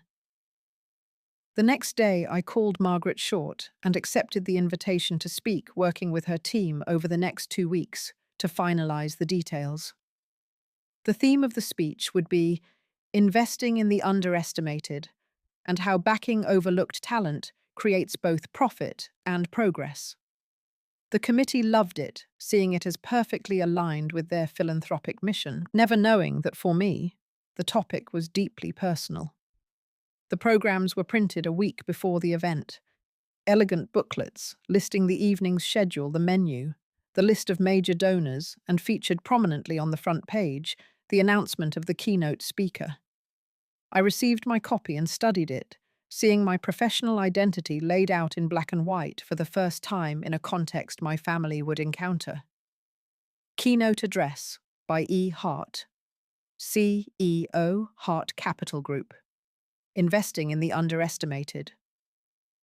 Below was a brief biography that mentioned Hart Capital's $2 billion portfolio, my work supporting women and minority entrepreneurs, and my role as a consultant on national economic policy.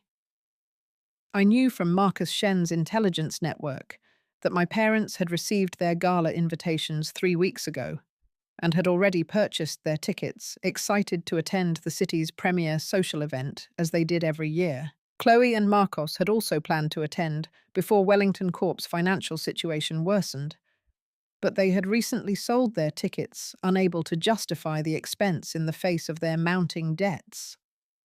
It would just be my parents dressed in their finest, ready to network and see and be seen by the people they considered their peers. They would arrive expecting the usual evening of champagne-fueled speeches from philanthropists they barely knew and opportunities to talk about their successful daughter Chloe to anyone who would listen. What they would not expect, what they could not possibly predict, was opening their programs and seeing that name, E. Hart. The same name Chloe had discovered on the incorporation documents for Hart Capital Group. The same name that was systematically destroying Marcos Wellington's business empire. The same name that had ignored their desperate phone calls for 3 months. My father would open the program in the grand ballroom of the Riverside Hotel, surrounded by 800 of the city's most influential people, and freeze his champagne glass halfway to his lips as his brain tried to process what his eyes were seeing. E. Hart, he would say, his voice barely audible.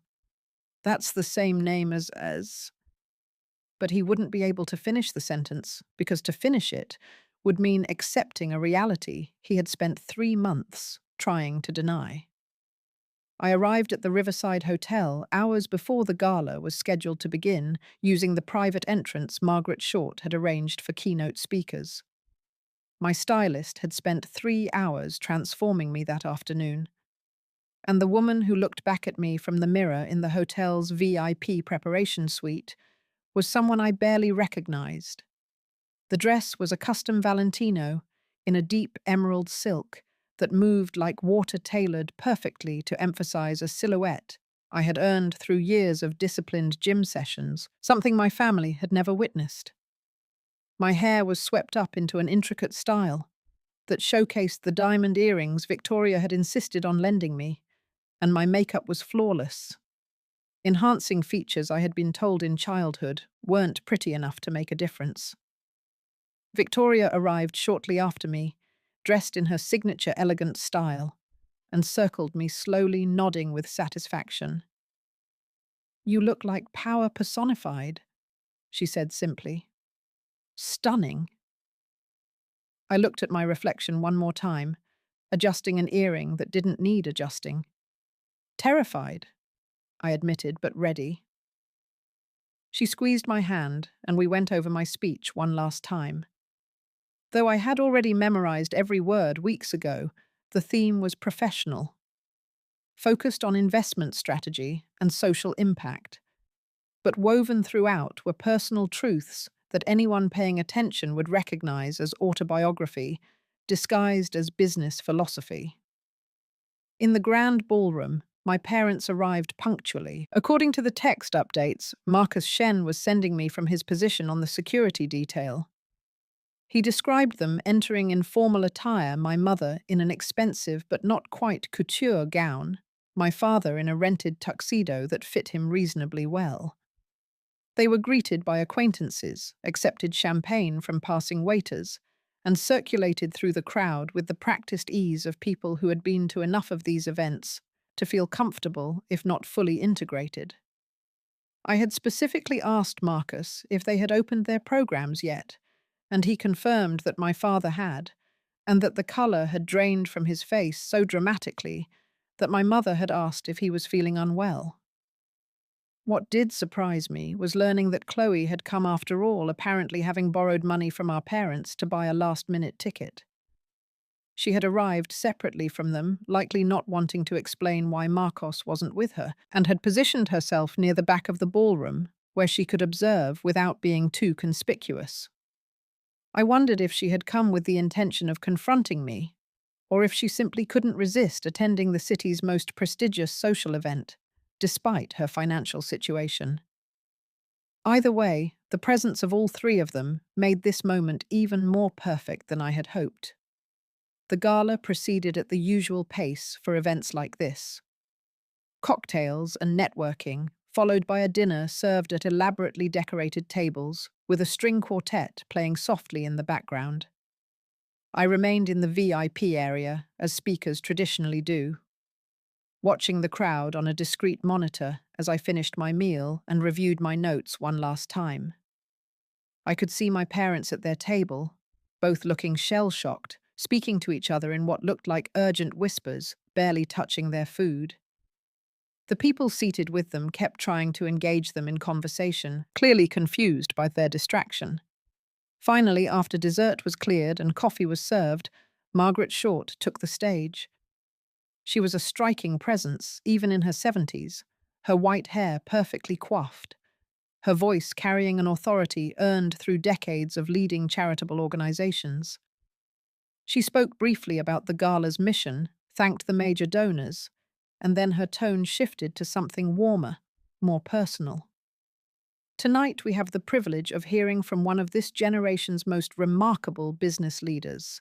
She has built a $2 billion investment firm before the age of 33, with a specific focus on supporting entrepreneurs that traditional investors overlook.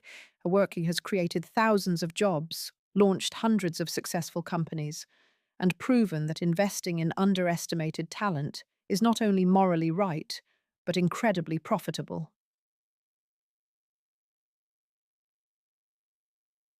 I stood in the wings, my heart pounding, watching as the audience's attention focused entirely on Margaret. She has advised 3 senators on economic policy, sits on the boards of 5 major corporations, and has been called the future of ethical investment by the Wall Street Journal. Ladies and gentlemen, please welcome our keynote speaker, CEO Evelyn Hart of Hart Capital Group. The applause started before I even stepped on stage, and as I walked into the spotlight, it swelled. The ballroom held 800 people, and it felt like every single one of them was on their feet, clapping, some even cheering. The standing ovation rolled through the room in waves, and I stood at the podium awestruck, despite having prepared for this moment, letting it wash over me. Then Congresswoman Patricia Rivas stood up from her table near the front, her voice cutting through the applause. Before she begins, I just want to thank her publicly. Without her investment and guidance, the National Infrastructure Renewal Project would never have gotten off the ground. Evelyn Hart provided not just capital, but vision and courage when no one else would. This country owes her a debt of gratitude. The applause intensified, and I saw faces in the crowd, nodding, people turning to their neighbors to whisper about what they were witnessing. I gripped the podium and began to speak, my voice steady, despite the adrenaline coursing through my veins. Thank you for that generous introduction. I want to talk tonight about a subject that is both professional and deeply personal to me, the extraordinary value of investing in the people others write off. I began the speech by outlining case studies of companies Hart Capital had funded entrepreneurs who had been rejected by every traditional investor because they didn't fit the expected mold. I spoke about a woman who was told she was too old to start a tech company at 45 and went on to build a $50 million enterprise. I described a young man from a poor neighborhood who was dismissed as uneducated despite having taught himself advanced coding and who was now employing 200 people. The common thread in all these stories, I said, scanning the crowd with my eyes, is that someone somewhere decided these individuals were not worth the investment. Someone looked at them and saw limitations instead of potential. Someone made a judgment based on superficial criteria instead of actual ability. My gaze moved systematically through the audience, and then I found them. My parents were seated at table 47, roughly in the middle of the room, and they were the only 2 people still sitting. Everyone around them had been on their feet, clapping at various points in my speech, but Raymond and Judith Hart remained frozen in their chairs, their faces ashen, staring at me with expressions that mingled shock, fear, and something that might have been dawning comprehension, as 800 people stood and celebrated the daughter they had spent 32 years telling she wasn't good enough. I finished my speech to thunderous applause, accepted congratulations from dozens of influential people who wanted to shake my hand and exchange business cards, and maintained a flawless composure through it all, even as I watched my parents slip out of the ballroom before the event officially ended, unable to face the social consequences of having publicly disowned a daughter who had just been celebrated by the city's elite. The triumph was everything I had hoped for, sweeter than I had imagined. But as I returned to my penthouse near midnight, exhaustion had replaced the adrenaline, and I wanted nothing more than to remove my elaborate makeup and gown and process everything that had happened. Marcus Shen was waiting in my lobby, which was unusual enough that I felt a prick of concern before I even reached him. My head of security did not typically show up at my residence unannounced unless something significant had occurred. He stood as I approached, holding a manila folder that looked stuffed with documents, his expression grave in a way that suggested whatever was inside had disturbed him. "Ms. Hart," he said in his low, professional voice, "I apologize for the late hour, but I thought you would want to see this immediately. We've uncovered something during our routine monitoring of Marcos Wellington's communications that changes the landscape completely." I invited him up to my penthouse, made us both coffee despite the hour, and sat down to hear what had prompted this midnight visit. Marcus laid the folder on my glass coffee table and opened it carefully, revealing a stack of photographs that had been printed on high-quality paper. "These are from approximately 14 months ago," he explained, pointing to the date stamp in the corner of the first image. "We were reviewing archived surveillance footage from various locations in the city, cross-referencing it with Wellington's movements when we found them. The first photograph showed Marcos Wellington sitting in a coffee shop I recognized from downtown, across the table from a man I didn't know. The two men were leaning forward in conversation, and there were documents spread between them on the small table. The angle suggested the photo had been pulled from a security camera feed, slightly grainy, but clear enough to identify faces and read some of the text on the papers. "The man he's meeting with is Dennis Crawford," Marcus explained. "He's a private investigator, not particularly sophisticated but thorough. The kind of guy you hire when you need information but don't want to leave an obvious trail through more reputable firms." I studied the photograph more closely, and my stomach clenched as I saw the header on one of the visible documents. "Evelyn Hart, Background Investigation," it read, followed by what appeared to be a detailed report. I flipped to the next photograph, which showed another angle of the same meeting. This one captured Marcos pointing to a specific section of the report, while Crawford took notes. "14 months ago," I said slowly, my mind racing through the timeline. That was 2 months before Marcos met Chloe at that charity auction, before they even started dating. "Exactly." Marcus confirmed his tone, suggesting he had already drawn the same conclusions I was reaching. "We pulled Crawford's records. It took a few favors and some creative legal maneuvering, but we got them. Wellington hired him to do a full background check on you 13 months before he married your sister. He wanted to know everything: your background, your professional history, your assets, your business connections." He pulled out another document. It was a printout of what looked like an investigative report. Crawford found out that E. Hart, the CEO of Hart Capital Group, was in fact Evelyn Hart, daughter of Raymond and Judith Hart. He traced your connection to Victoria Sheng, documented your rise in the venture capital world, and estimated your personal net worth at approximately $80 million, not including your company holdings. The implications crashed down on me like cold water. Marcos Wellington hadn't stumbled into my family. He hadn't met Chloe by chance at a charity event and fallen for her beauty and charm. He had researched me, identified me as a target, and then deliberately pursued my sister as a means of access. He knew, I whispered, staring at the photos. He knew exactly who I was before he ever even spoke to Chloe. Marcus nodded grimly. It gets worse. We managed to access his email archives again through means I'd rather not detail, and found correspondence with his business partner David Kellerman from around the same time. He handed me a printed out email, and I read it with a growing sense of horror and rage. The message was dated 13 months ago, sent at 11 p.m., clearly written after a few drinks given the casual tone. Dave? It read, I think I've found the perfect way to secure Hart Capital funding for the Harbour Plaza project. Remember that billionaire CEO we heard about, the one who keeps her identity a secret? E. Hart. Turns out she's from here, and I've got her whole life story now. She has family, including a sister who is exactly the kind of social climbing type that would be easy to impress. Here's my play. I woo the sister, marry into the family, and use the family connection to pressure E. Hart into investing. The sister is a moron, from what I can tell. Perfect target, completely superficial.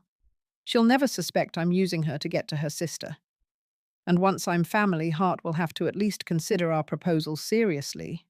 It's genius, right? Mixing business with pleasure. And the pleasure part won't even be that much of a sacrifice, since the sister is hot, even if she is dumb as a box of rocks. I read the email 3 times, and with each reading, my hands shook more violently with fury. Marcos Wellington had calculated every step of his relationship with Chloe, had evaluated her as a tool to be used, had married her under completely false pretenses, with the sole intention of manipulating me into funding his projects. The cruelty of it was breathtaking, not just to me, but to Chloe, who, for all her faults, genuinely believed someone loved her. There's more, Marcus said quietly, pulling out more emails. He had bragged to Kellerman about how easy Chloe was to manipulate, how he had figured out exactly what compliments to give her, what restaurants to take her to, how to make her feel like the center of his world. He called it a long-con investment, and said the down payment on a wedding ring would pay off tenfold once he had access to Hart Capital. I dropped the email, my mind reeling with the implications. Every interaction I'd had with Marcos Wellington had to be re-evaluated in this new light.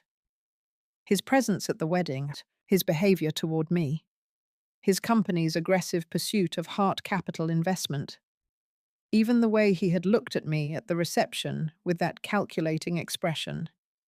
He hadn't been surprised to learn who I was, because he had known all along. The whole thing had been an elaborate con, and both Chloe and I had been targets, albeit in very different ways. How long has he known I was deliberately destroying his company? I asked.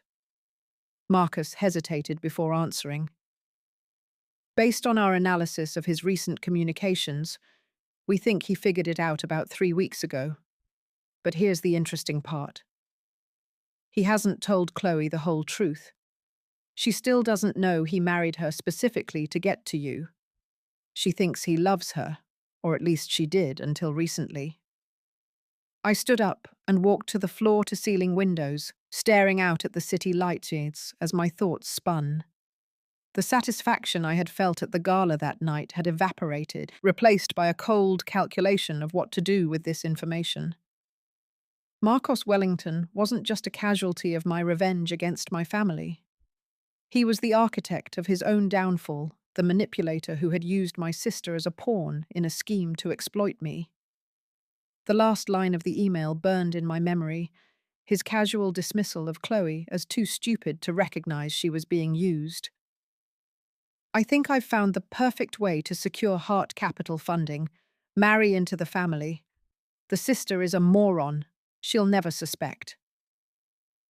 The revelation about Marcos Wellington's calculated manipulation consumed my thoughts for 2 days after Marcus Shen delivered that folder. I barely slept, alternating between fury at the audacity of his plan and a cold satisfaction that my systematic destruction of his company was even more justified than I had realized. But on the third day, David Weinstein called with news that temporarily pushed my obsession with Marcus's treachery aside. "Ms. Hart," he said, his voice laced with the careful formality he used when delivering important legal information. "I have concluded my investigation into your grandparents' estate. I need to meet with you as soon as possible. There are documents you need to see, and some of them are time-sensitive in nature." We arranged to meet at his office that afternoon, a suite in one of the city's older downtown buildings that radiated quiet, expensive competence. David was in his late 60s, a man who had spent 4 decades specializing in probate law and had seen every variation of family betrayal that money could inspire.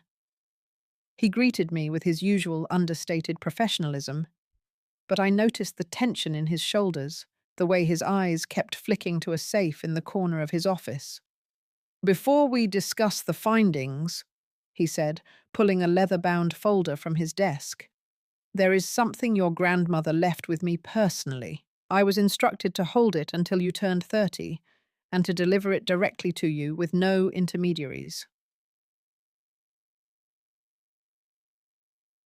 He walked to the safe, spun the combination, and withdrew a cream-colored envelope that looked like it had been tucked away for years.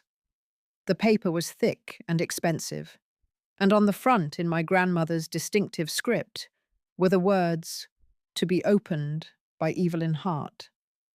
My hands trembled slightly as I took it from him, feeling the weight of it, knowing that whatever was inside had been important enough for my grandmother to seal with specific instructions. "She gave me that 7 years ago," David explained quietly, 2 months before she passed. "She made me promise I would deliver it exactly as she specified. I have kept that promise." I opened the envelope carefully, pulling out several sheets of my grandmother's monogrammed letterhead. Her handwriting covered both sides of each page, a little shaky, but still legible, the writing of someone who knew her time was limited and wanted to make every word count. "My dearest Evelyn," it began, and I had to stop my vision blurring with unexpected tears. My grandmother had been the only person in my family who had consistently shown me affection, who had told me I was smart and capable, who had seen a value in me that my parents couldn't recognize. Losing her had been devastating, and reading her words now, years after her death, brought that grief rushing back. If you are reading this, it means you have turned 30, and David has delivered this letter as instructed. I am writing this in the spring of your 25th year, and I have maybe 6 months left based on what the doctors have told me. Your grandfather and I have been talking a great deal about our estate planning, and we want you to understand the decisions we have made and why. I settled into one of David's leather armchairs, reading slowly, absorbing every word. "We know that Raymond favors Chloe. We have watched them do it your entire life, and it breaks our hearts. Your mother was treated the same way by her own mother, and despite promising herself she would be different, she is repeating the same pattern with you. We have tried to intervene. Tried to." The provided text has a cut here, but the logical continuation is to fill in what was said in the original story before it was truncated, make them see, but they are blind to it. My grandmother's letter went on a heartbreaking and infuriating account of how my grandparents had tried to reason with my parents only to be shut out. They had seen the damage being done, but were powerless to stop it. Then came the part I hadn't been ready to hear when I first glanced at the letter months ago. "Because we cannot force your parents to see your worth, we have decided to make our own statement. We are leaving 70% of our estate to you, Evelyn. Not because we love Chloe less, but because we know your parents will always provide for her. They will give her every advantage, every opportunity. You, on the other hand, will be given nothing. We want you to have a foundation, a starting point, a way to build a life for yourself without having to depend on anyone else's approval. We want you to have the freedom you have never been given. I had to put the letter down, the weight of their love and foresight, almost too much to bear. They had seen me, truly seen me, even as they were preparing to leave this world. They hadn't just left me money. They had left me validation, a testament to my worth that my parents had spent a lifetime denying. The original will, David said, badge bringing me back to the present, was filed and then replaced with a forged document 2 weeks after your grandmother's death. The forged will signed by your parents changed the distribution to a 50-50 split of a much smaller falsified total. They committed perjury, forgery, and grand larceny. We have handwriting experts, forensic accountants, and the original document itself. The case is airtight. They will go to prison. The words hung in the air, prison. It was one thing to see my parents socially ostracized, to watch their world shrink. It was another thing entirely to imagine them in jail. What are my options? I asked slowly, my mind already calculating possibilities, seeing how this piece fit into the larger chess game I had been playing for months. My decision to use the forged will as leverage rather than immediately reporting it to the police meant I needed to understand my parents more completely to anticipate their reactions and weaknesses before confronting them with the evidence of their crimes. David Weinstein gave me copies of all the documentation, but I wanted more context, more ammunition. So 3 days after that meeting in his office, I did something I hadn't done in over a decade. I went to my parents' house while they were out. Marcus Shen made it simple, providing me with their schedule based on social media posts and calendar monitoring. They were attending a charity luncheon at the country club, an event that would keep them occupied for at least 3 hours. I let myself in with the spare key that had been hidden under the same fake rock by the garden for 20 years, and stepped into the house where I had grown up, feeling invisible. The house seemed smaller than I remembered. Or maybe I had just grown larger in my own skin. Everything was meticulously kept decorated in the style my mother always favored. Traditional and expensive, carefully curated to impress visitors. I moved through the rooms, methodically photographing financial documents I found in my father's study, noting the luxury purchases funded by my stolen inheritance, building a comprehensive picture of how they had spent what should have been mine.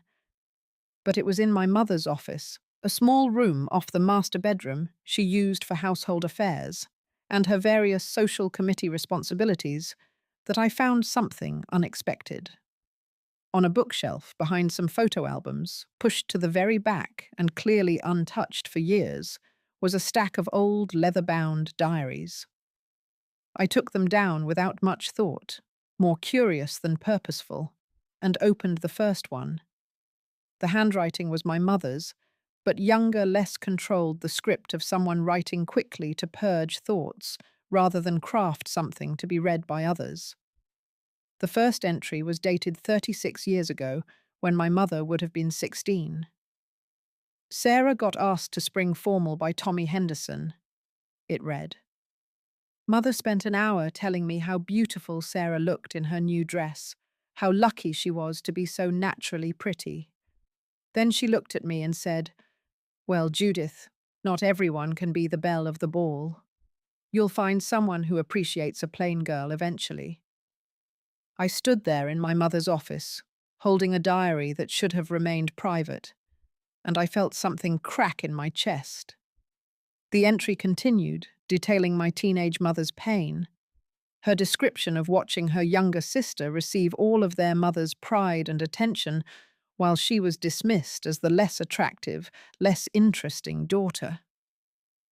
I told myself I should put the diary back, that reading someone's private thoughts was an invasion I had no right to commit. But I couldn't stop. I sat on the floor and began to read, systematically working my way through years of my mother's documented pain. Entry after entry revealed a sickeningly familiar pattern. At 17, my mother wrote, "Mother said I'm not pretty like Sarah, so I don't need college. She says I should focus on finding a husband who doesn't mind a simple wife, someone who values practical skills. Sarah's going to the state university in the fall. I'm supposed to stay home and help mother with the housework. I hate myself. I hate being invisible. I hate that no matter what I do, I will always be the disappointing daughter." The words could have been pulled from my own teenage journal, the same pain expressed in almost identical language across 2 generations. At 19, my mother wrote of watching Sarah get engaged to a wealthy man, while their mother threw an elaborate party, then casually mentioned to Judith that she should be grateful for anyone who would marry her. At 21, an entry described Sarah's wedding, where my mother had been maid of honor, but felt like a servant arranging details while everyone fawned over the bride. At 23, my mother met my father, and her entries became briefly hopeful. "Raymond doesn't compare me to Sarah. He sees me. He chose me. Maybe I can finally be someone's first choice instead of their consolation prize." But even after the wedding, the comparisons from my grandmother continued. My mother's accounts from her late 20s described family gatherings where Sarah's accomplishments were celebrated while Judith's life was dismissed as ordinary. My grandmother apparently told people at parties she had 2 daughters, one beautiful and one useful, positioning my mother as the practical sister who never quite measured up to Sarah's glamour. Reading these entries, I felt an unwelcome sympathy begin to form, a recognition that my mother had been wounded in the same way she later wounded me. The later diaries documented my mother's first pregnancy with Chloe, and a determination that things would be different for her daughters. "I will not do to my girls what mother did to me," she wrote when Chloe was born. "I will love them equally. I will make sure neither one feels less than the other." But then I found the diaries from after my birth, 2 years after Chloe's, and saw the promises begin to unravel. The entries grew shorter, more perfunctory, but what was there revealed my mother's internal struggle with her own trauma and how it manifested in her parenting. When Chloe was 4 and I was 2, my mother wrote, "Chloe is so beautiful. Everyone remarks on it. She looks just like Sarah did at that age. When I see her, I feel pride, but also fear. I don't want her to become Sarah, to have everything come easy because of her looks, but I also don't want her to struggle the way I did. When I look at Evelyn, I see myself. Plain ordinary, the one who will have to try harder because she has no natural gifts. I want to prepare her for that reality, to make her tough, so the world won't hurt her the way it hurt me. But how do I do that without making her feel the way I felt?" The answer apparently was to do exactly what had been done to her, despite recognizing the damage it caused. Later entries showed my mother convincing herself that treating Chloe as special was protecting her from becoming too arrogant, and treating me as lesser was preparing me for a cruel world. The rationalizations were elaborate, and ultimately hollow ways of justifying behavior she must have known on some level was destructive. I found the entry written on the day I was denied the London scholarship. My mother's handwriting mirrored her own internal conflict. Evelyn was upset about the scholarship. "Raymond thinks we made the right call, that girls don't need that kind of education. But I remember when mother wouldn't let me go to college, how it hurt. Am I doing the same thing to Evelyn that was done to me? But Chloe needs opportunities too, and we can't afford both. Someone has to sacrifice." The last entry I read, the one that broke something inside me, was written 32 years ago on the day I was born. My mother's handwriting was shaky, likely written while exhausted from childbirth, but the words were clear. "I held my daughter today, and I made her a promise. I will never make her feel worthless, the way mother made me feel. I will be different. I will be the mother I needed and never had. This little girl will know she is valued, she is loved, She is enough exactly as she is. I will break this cycle. I swear, Will. I closed the diary and sat on the floor of my mother's office, tears streaming down my face that I didn't bother to wipe away. But you weren't different, Mum, I whispered to the empty room, my voice choked. You became exactly like her. Understanding my mother's pain didn't erase what she had done to me, but it changed something in my perspective. It made the situation more complex and tragic than I had allowed myself to see. I left her house that day with copies of financial documents and a weight in my chest I hadn't felt before. But complexity and tragedy didn't change the fact that Marcos Wellington had deliberately manipulated my entire family, that he had calculated every step of his relationship with Chloe for financial gain, and that he had committed actual crimes in the process of building his real estate empire. Understanding my mother's trauma might eventually influence how I dealt with her, but Marcos Wellington deserved no such consideration. I spent the next week working with David Weinstein and a forensic accountant. He recommended a sharp woman named Rita Shah, who specialized in uncovering financial fraud. We compiled everything Marcus Shen's security team had gathered on Marcos Wellington's business dealings, cross-referenced it with public records, and built an airtight case documenting multiple instances of fraud, money laundering, and contract forgery. Wellington Corp had been cooking its books for at least 3 years, inflating property values to secure larger loans, hiding cost overruns from investors, and moving money through shell companies to evade taxes and obscure the true financial status of several projects. The evidence was so damning that Rita looked up from her analysis and said, bluntly, "This man is going to prison. The only question is for how long."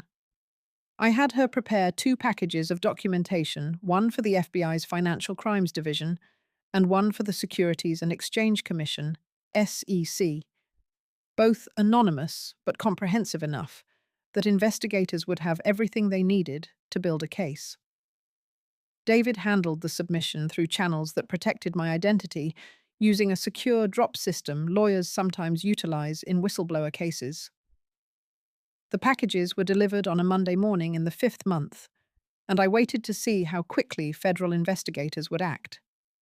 The answer was incredibly fast. By Wednesday afternoon, I received a text from Marcus Shen with a single word, "happening." I flipped on the television in my office just as the local news broke away from its regular programming with live coverage. The screen showed a line of black SUVs pulling up in front of the Wellington Court building downtown, federal agents in windbreakers emblazoned with FBI pouring out and through the main doors. The news anchor's voice was breathless with excitement as she described what appeared to be a major federal raid on one of the city's top real estate development firms. I watched the coverage with a sense of detachment, seeing Wellington Corp employees being escorted out of the building, boxes of documents being carried into vehicles, the company's offices being systematically searched and documented. The news had shifted to a split screen showing the office raid on one side and federal agents arriving at a large house in an upscale suburb that I recognized as Marcos and Chloe's residence.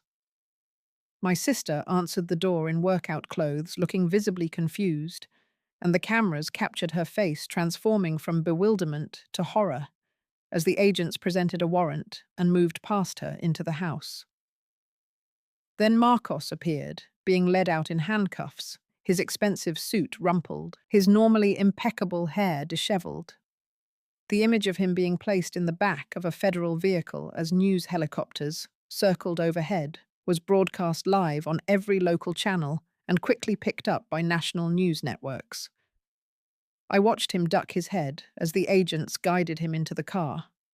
I watched Chloe stand in the doorway of their home, looking lost and shattered, and I felt absolutely nothing. This was justice as cold and impersonal as the natural consequence of his decisions finally catching up to him. The evening news led with the story, and I watched from home as reporters pieced together what they knew. Real estate mogul arrested for fraud. The Chiron at the bottom of the screen read, The anchor detailed the charges: wire fraud, money laundering, securities fraud, conspiracy to defraud investors. The list went on each charge, carrying the potential for decades in prison. Then came the detail that interested me most. Wellington's wife, Chloe Hart Wellington, has not been arrested. Sources close to the investigation say she was apparently unaware of her husband's illegal activities and is not considered a suspect at this time. I wondered how long it would take for Chloe to find out the whole truth, not just about Marcos's crimes, but about why he had married her in the first place. Marcus Shen had surveillance on the federal detention facility where Marcos Wellington had been taken, and later that night he sent me an audio file with a note. Thought you'd want to hear this. He used his one phone call to contact his sister. We intercepted it legally through our contacts with the authorities.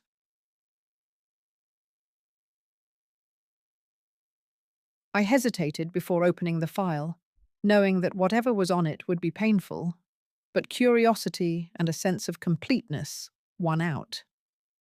The audio quality was clear, picked up by the facility's recording system that monitored all inmate calls.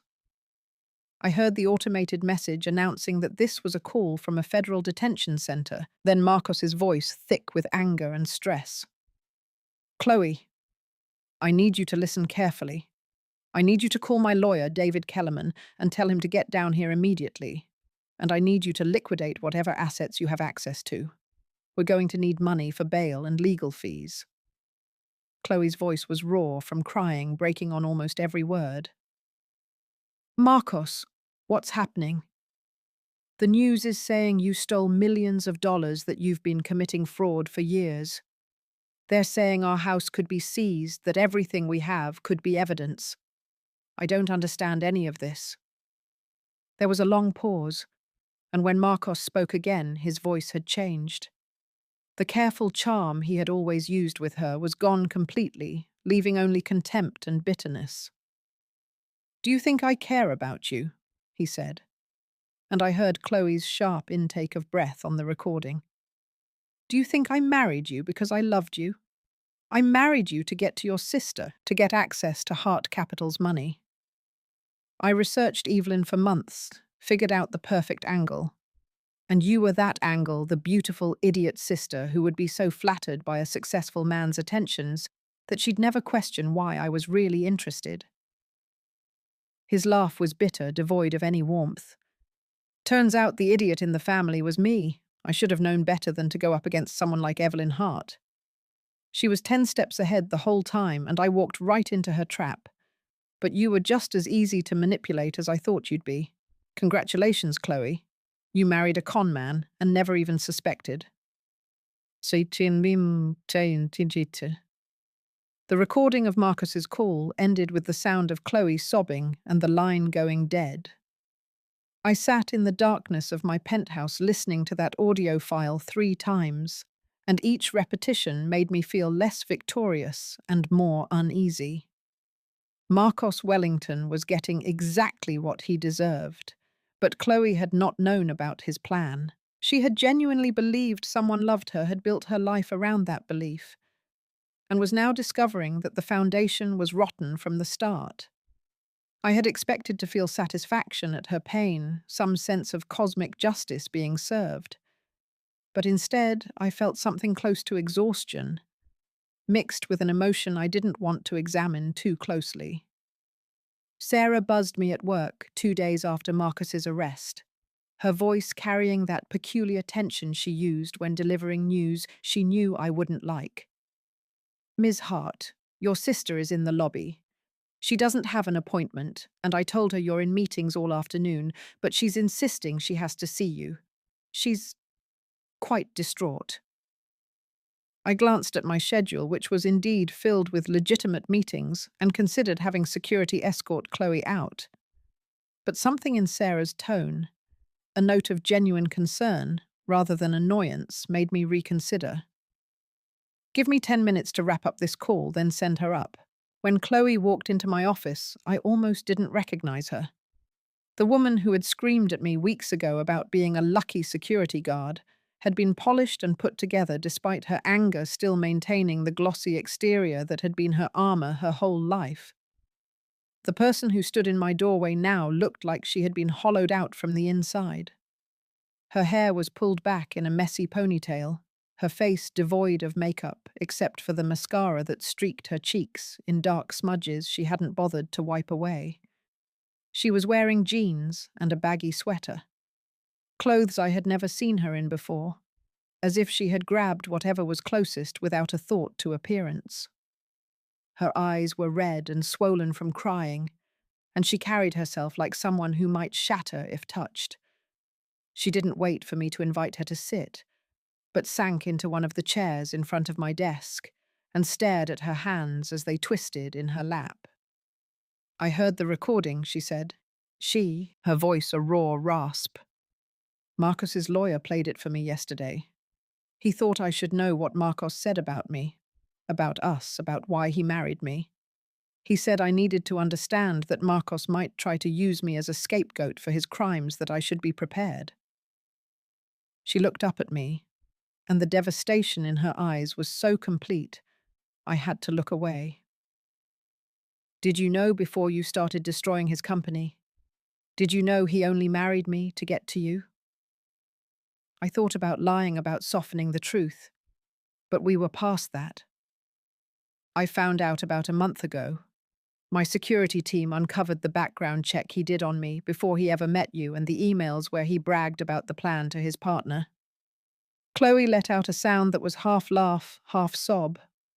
"A month? You knew for a month that my entire marriage was a lie and you didn't tell me." It wasn't an accusation, just a statement of fact delivered with the flat effect of someone too exhausted to be angry. "Would you have believed me if I had?" I asked quietly. She thought for a moment, then shook her head. "No. I would have thought you were trying to sabotage my happiness because you were jealous." The silence stretched between us, heavy with years of misunderstanding and hurt.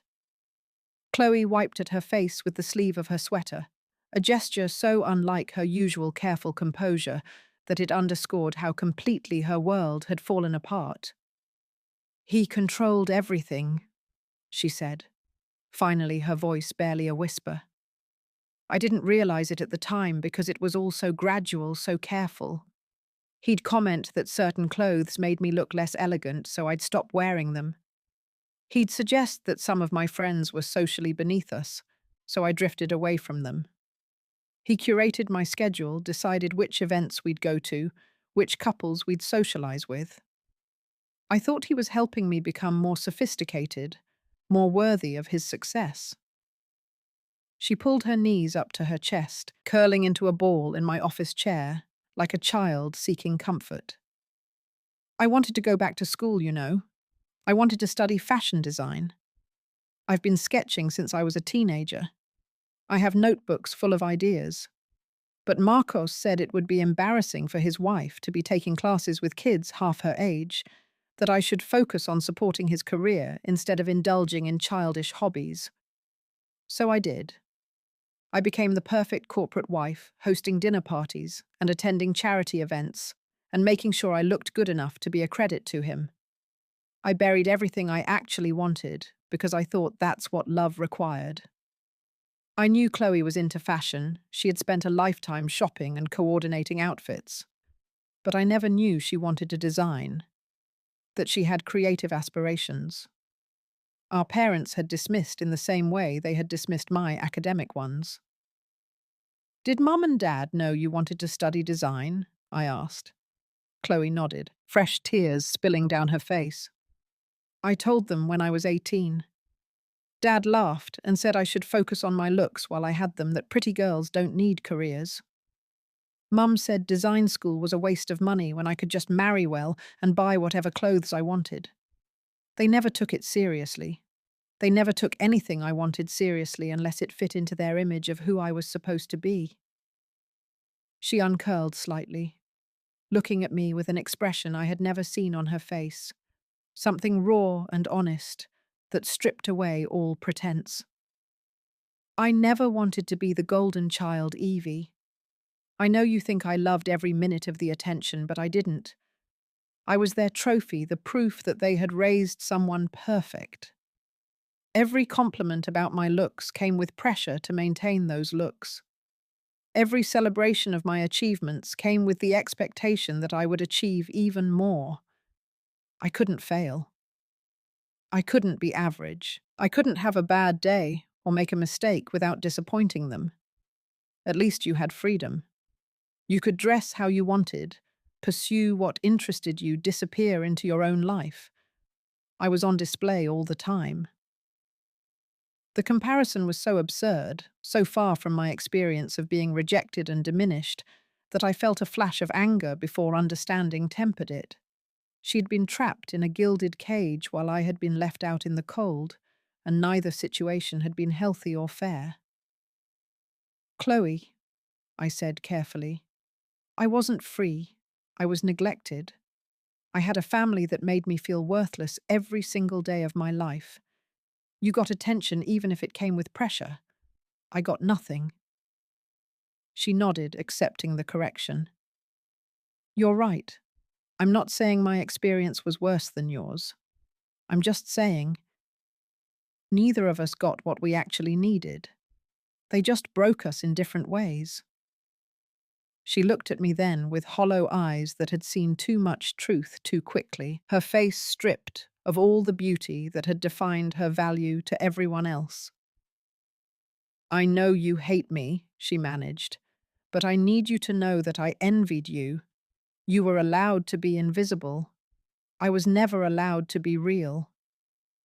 Chloe's confession that she had envied my invisibility shifted something in my perspective on what needed to happen next. Marcos Wellington hadn't just attacked me.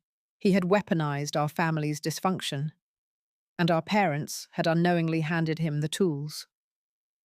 3 days after Chloe's visit, I sent identical text messages to my parents and my sister. "Family meeting, Saturday, private dining room at the Morello. This is not optional. What I have to show you affects all of us."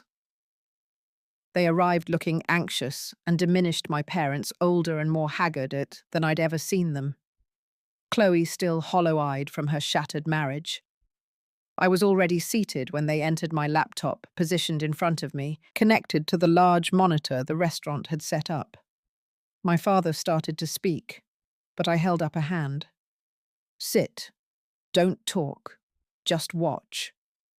The video I had prepared had been obtained through legal channels involving the federal investigation.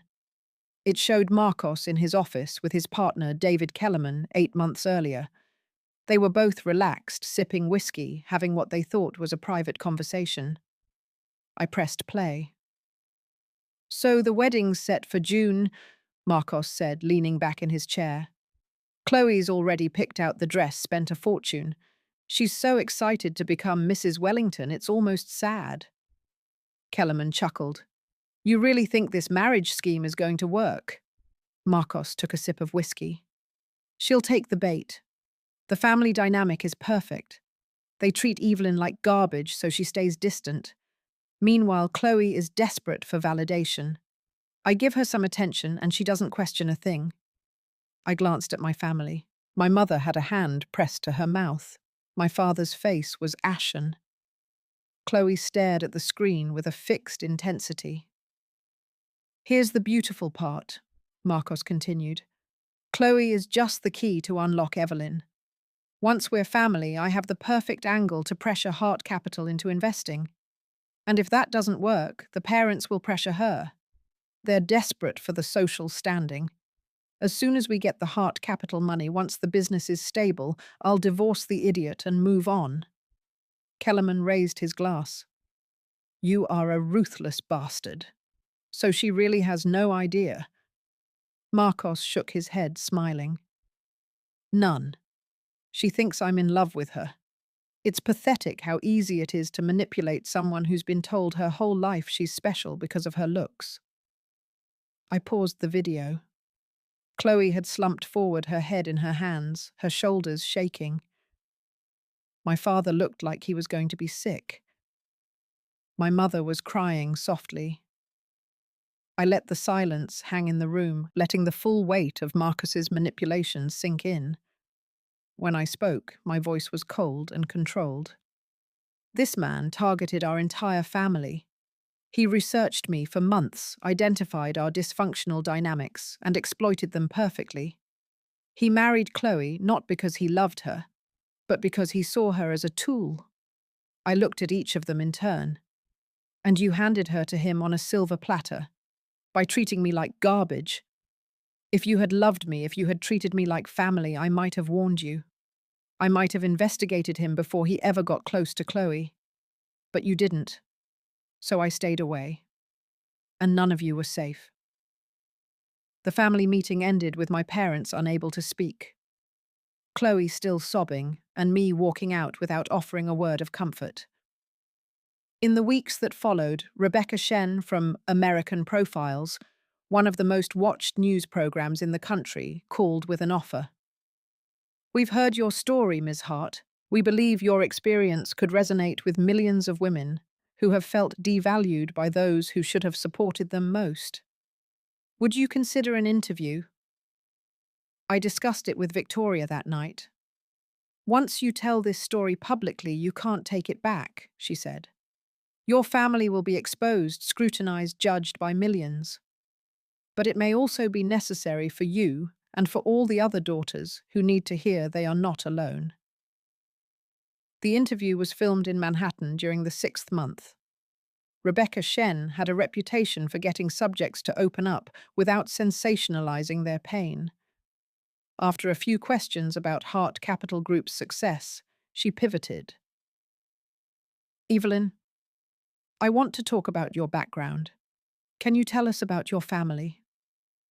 I took a deep breath, feeling the camera's eye on me. I grew up as the invisible daughter. I began, and then years of repressed pain began to flow.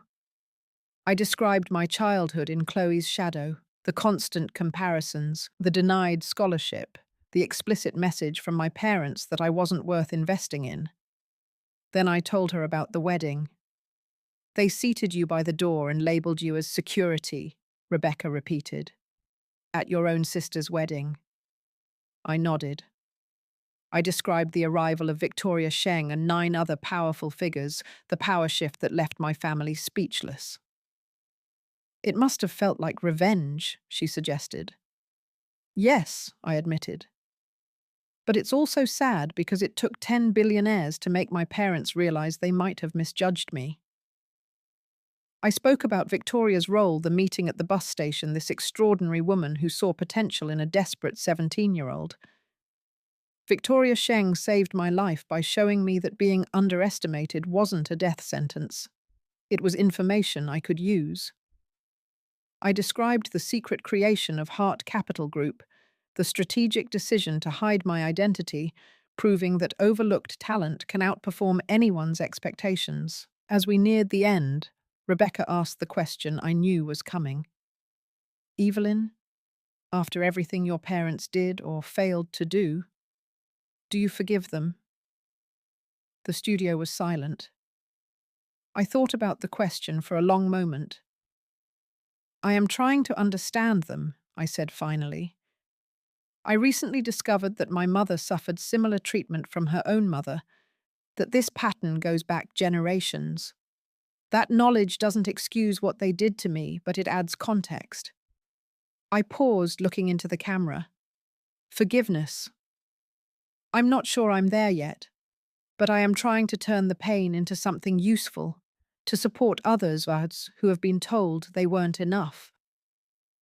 The interview aired 2 weeks later and exploded. Within hours, clips were being shared millions of times. #InvisibleDaughter became a global trending topic. I had become a symbol of resilience in the face of family rejection. Marcus Shen sent me footage from a camera across the street from my parents' house. The video showed them watching my interview frozen as I described my childhood. My father's face was blank, unreadable, but my mother was crying silently, tears streaming down her face as she watched her daughter tell the world about the pain she had caused. The fallout from the interview unfolded exactly as Victoria had predicted. though even I hadn't foreseen how swift and complete the social exile would be. I had expected some blowback, some awkward moments for my family at country club brunches or charity events. What actually happened was far more comprehensive, a complete severing of the social ties they had cultivated for decades. I watched it happen through Marcus Shen's surveillance reports and the social media monitoring conducted by my team, observing from a distance as the world they had built crumbled around them. The first sign came 48 hours after the broadcast. My father's longtime golf partner, Thomas Bradford, had sent a terse text message that Marcus Shen's team intercepted. Ray, I think it's best we take a break from our Saturday games for a while. My wife is uncomfortable with everything that's come out. I'm sure you understand. That text was followed by similar messages from other members of their social circle. Dinner invitations were quietly cancelled. The group chats that had once buzzed with plans for parties and events suddenly went silent whenever my parents contributed. The shunning was polite but absolute, the kind of social death that happens without anyone explicitly stating what everyone understood. The country club membership was dealt with a particular cruelty disguised as bureaucracy. Marcus Shen had a contact on the membership committee who shared the details with grim satisfaction. My parents had been members for 18 years, had served on various committees, and had donated generously to club improvements. But at the annual membership renewal meeting, their application was quietly declined. The club president called my father personally to explain that due to recent changes in membership criteria and an unexpected surge in applications, they were regrettably unable to guarantee renewal for all existing members.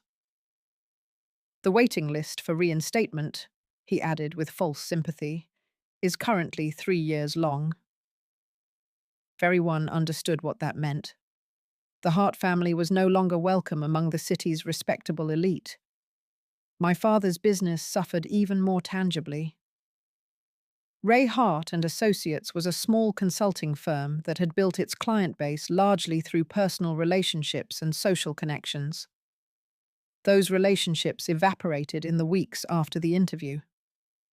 I received reports from business contacts who witnessed the Exodus clients finding increasingly creative reasons to terminate contracts.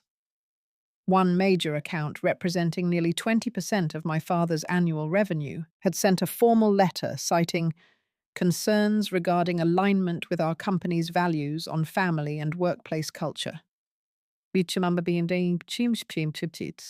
Another client was more direct in an email that was forwarded to me.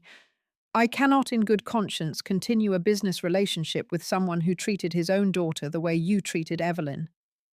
What does that say about your character and your judgment? The whispers and social media commentary were particularly brutal. I had anonymous accounts set up to monitor what people were saying, and the consensus was damning. Forum threads dissected my family's behavior, with people sharing their own stories of parental favoritism and identifying with my experience. My parents' names became shorthand for toxic parenting, used as examples in articles on psychological abuse and family dysfunction. Complete strangers felt entitled to comment on their character, to judge them publicly in ways that would have been unthinkable before the interview. But it was Chloe's situation that complicated my feelings about these consequences. I had seen her once, carefully curated, enviably glamorous social media presence disappear completely after Marcus's arrest. The few times she ventured out in public, based on paparazzi photos that surfaced online, she was photographed looking beaten down and shattered, with tabloid headlines speculating about her role in her husband's crimes, despite the authorities having cleared her of any involvement. The court had annulled her marriage quickly once Marcus's manipulation came to light, but the legal dissolution couldn't erase the public humiliation. Marcus Shen reported that Chloe had moved back into my parents' home 3 weeks after the interview aired, having lost her house when federal assets were seized and having nowhere else to go.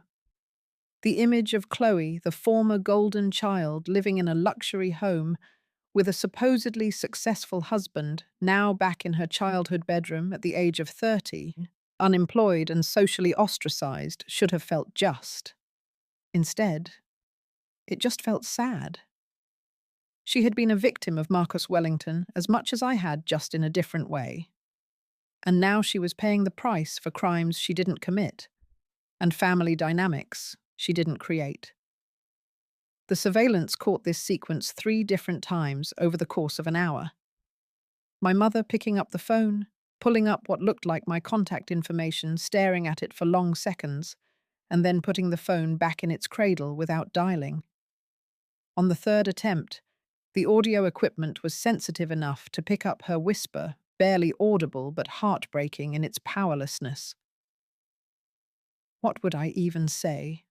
Watching that surveillance footage of my mother unable to call me, whispering her helplessness into an empty room, stirred something I had been trying to suppress for weeks. A part of me wanted to feel satisfaction at her suffering, to believe this was exactly what she deserved for 32 years of making me feel worthless. But another part, the part that had read her teenage diaries and understood the cycle of pain she had inherited, felt only a hollow sadness. Victory through destruction was starting to feel less like justice and more like perpetuating the same wound for another generation. That night, unable to sleep, I pulled my grandmother's letter out of the safe in my home office, where it had been sitting since David Weinstein had given it to me months before. I had read it once during that initial meeting, focusing mostly on the details of the inheritance and the evidence of my parents' betrayal. But Victoria's words, when I told her about the interview, kept echoing in my mind. Trauma is passed down until someone decides to break the cycle. I had said those words on national television without fully processing what they meant for me personally, the responsibility they placed on my shoulders. The letter was longer than I remembered, written on both sides of 3 sheets of my grandmother's monogrammed letterhead. I had skimmed the opening paragraphs in my first reading, eager to get to the information about the inheritance. Now I read slowly, savoring each word, hearing my grandmother's voice in the careful script. After explaining the unequal distribution of assets and the conditions for my inheritance, she had continued with something I had glossed over in my initial anger and pain. "I need you to understand something crucial about your mother, Evelyn," she wrote. "Judith was hurt by her own mother in ways that mirror what she has done to you. Your grandmother, my mother-in-law, was a difficult woman who showed blatant favoritism toward Judith's younger sister, Sarah. She made your mother feel plain inadequate, not good enough to deserve opportunities or attention. I watched it break something in Judith. She internalized the message that she was less valuable than her sister. When your grandfather and I tried to intervene, we were shut out. By the time Judith left home and married your father, the damage was done." I stopped reading there, my hand trembling slightly as I held the paper. My grandmother had known. She had seen the pattern, had understood what was happening, but had been unable to stop it. The letter went on with painful honesty. "I had hoped that when Judith became a mother, she would remember her own pain and choose to raise her children differently.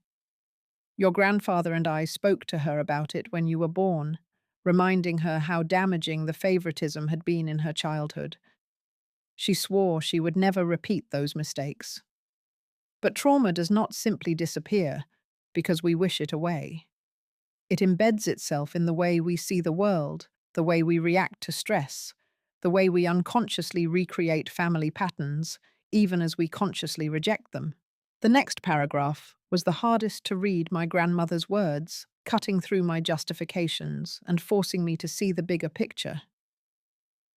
"Evelyn, your mother was hurt by her mother who was hurt by her mother. I have traced this pattern back 3 generations in our family. This cycle of women undermining their daughters, of picking favorites, of passing down pain like a terrible heirloom. Each generation swears they will be different, and each generation fails in new ways to break free of the pattern. Your test My dear girl, is not whether you can succeed in business or amass wealth or prove your parents wrong. Your test is this: will you break the cycle? I felt something open in my chest as I read those words. An understanding dawning with sudden clarity that my grandmother had not just left me money and wisdom, she had left me a choice and a challenge. The letter went on to explain what breaking the cycle meant in practical terms. Breaking the cycle doesn't mean pretending the hurt never happened or excusing the people who caused it. It means understanding the difference between justice and vengeance, between protecting yourself and perpetuating harm. It means becoming the person you needed when you were young, not just for yourself, but for others who are hurting in the same way you were. My grandmother's handwriting grew shakier toward the end of the letter, and I pictured her writing this in her final months, knowing she was running out of time to share what she had learned. I have watched your mother struggle with her own demons for 30 years, Evelyn. I have watched her repeat the mistakes that were made with her despite genuinely loving you and your sister. That is the insidious part of generational trauma. It does not require malice or conscious cruelty. It requires only pain that has not been healed, patterns that have not been broken, cycles that continue because no one has the strength or the wisdom to say, "It ends with me." The last paragraph was the one that undid me completely, the one that had me crying as I sat alone in my office at 2 a.m. Do not let hatred consume you, my dear. I know what they did to you. I know the depth of the wounds. But your success must not be about revenge. It must be about becoming the person you needed when you were young. Build your empire. Prove them wrong. Show the world what you are capable of. But do not let the need for vengeance poison what you are building. Do not become so focused on making them pay that you lose sight of who you truly want to be. You have the chance to do what your mother could not. To break the cycle, to heal yourself, and in doing so, offer healing to others. That is your true inheritance from me. Not money, but the possibility of freedom from this generational curse. I closed the letter and just sat there in the darkness, my grandmother's words hitting me with the force of both a burden and a relief. Everything I had done over the past 6 months had been justified as justice, as holding people accountable for their actions. But how much of it had really been about breaking cycles, and how much had been about simply inflicting the same kind of pain I had experienced just in different forms? My family was suffering now, isolated and broken. But what had that suffering really accomplished, other than to prove that I had the power to hurt them back? I picked up my phone, my hands still shaking slightly, and pulled up my parents' contact information. My mother's questions, seen on the CCTV footage, echoed in my mind. What would I even say? I understood that helplessness, now the paralysis that comes from knowing you have done irreparable harm and having no idea how to begin to fix it. But my grandmother's words had shown me something important. Someone had to be brave enough to start the conversation, to take the risk of reaching out, even when there were no guarantees of how it would be received. I typed slowly, choosing each word carefully, knowing this message would either begin a new chapter or close the book for good. The tears were still streaming down my face as I wrote. We need to talk. One last time. I sent the message at 2:15 a.m., and by 8 a.m. the next morning my father had replied. Yes. When and where? We agreed to meet the following week at the Riley Diner, the modest family restaurant with vinyl booths and laminated menus. The choice was deliberate. Not the Morello, not any fine dining establishment. The meeting would happen on neutral ground that reflected their current reality, not the illusion they had been feeding. I arrived early, taking a corner booth, and watched them pull up in my father's dented sedan. They came in together, walking like people who had been broken and poorly reassembled. My father had aged a decade, his hair completely grey, his shoulders slumped. My mother had lost weight, she couldn't afford to lose her clothes hanging off her frame. And Chloe wore little makeup, the dark circles under her eyes revealing too many sleepless nights. They settled into the booth across from me, none of their former confident ease present. My father was the first to open his mouth. "Evelyn, I want to start by saying how sorry—" I held up a hand, cutting him off. "I don't need apologies," I said quietly. "I need you to understand what you did, because I don't think you do not, really. You're sorry there have been consequences. You're sorry your social life is over. But do you actually understand the damage you caused?" The silence was thick and uncomfortable. "I need you to listen to a few things, and I need you to actually hear them, not just wait for your turn to defend yourself." I took a breath. "Do you remember my 8th birthday? Chloe's 10th birthday was at that indoor playground with 25 kids, a bounce castle, and a magician. You spent over $1,000. 2 months later, you told me we didn't have the money for a party for me. We had cake at home. Chloe got 3 presents. I got one, a book about practical careers." My mother flinched, but I continued. "My high school graduation. I was valedictorian. The ceremony was at 2 p.m. You told me you couldn't come because you had to take Chloe on a college tour 3 hours away. Her tour could have happened any weekend that summer, but you chose that specific day. I gave my speech to a sea of families and mine wasn't there." Chloe had tears running down her face. I turned to her. "And you knew. You knew they weren't coming. You could have said something. You could have asked them to reschedule. But you didn't. You just accepted that your college tour was more important than my graduation. Every Christmas morning," I went on, my voice steady, "Chloe had a mountain of presents while I had 3 or 4 small items. Every family dinner, where you would ask Chloe detailed questions about her day and barely notice I was there. Every time someone complimented Chloe, you would beam with pride, then look at me and find something to criticize. My clothes were wrong. My hair was messy. My interests were boring. For 32 years, you sent me the same message over and over again: Chloe matters, and you don't." My father's face was contorted, tears streaming down his face. "We didn't mean to. We never intended." I shook my head. "Intention doesn't erase impact. You may not have intended to destroy my self-worth, but you did. And when I succeeded in spite of you, when I built something extraordinary without any help from my family, your first instinct wasn't pride. It was to figure out how to benefit from my success." It was then that my mother finally broke completely. She'd been crying softly, but now her whole body shook with sobs that seemed to come from somewhere deep and wounded. "I became my mother. She gasped between sobs, her voice thick and raw. "The woman I swore I would never be. I broke my daughter because I couldn't heal myself. I repeated every single thing that was done to me. I told myself I was doing it differently, but I wasn't.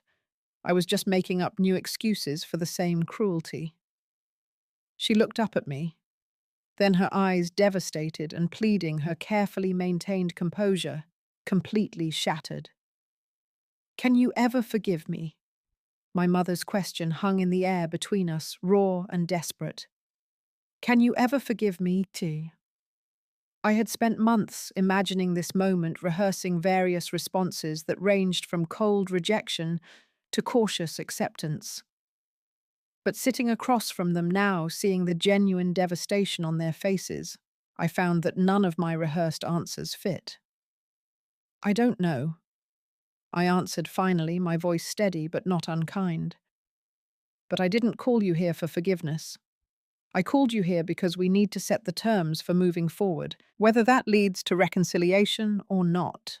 I pulled a folder out of my bag, the same kind of manila folder that had held so many revelations over the past months, and set it on the table between us.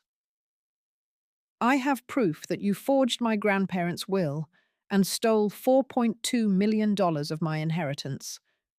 That is a felony that carries a 5 to 10 year prison sentence.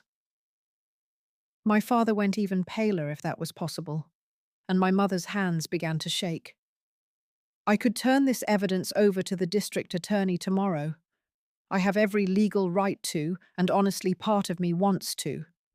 But that's not what Grandma would have wanted, and more importantly, it's not what breaking the cycle looks like.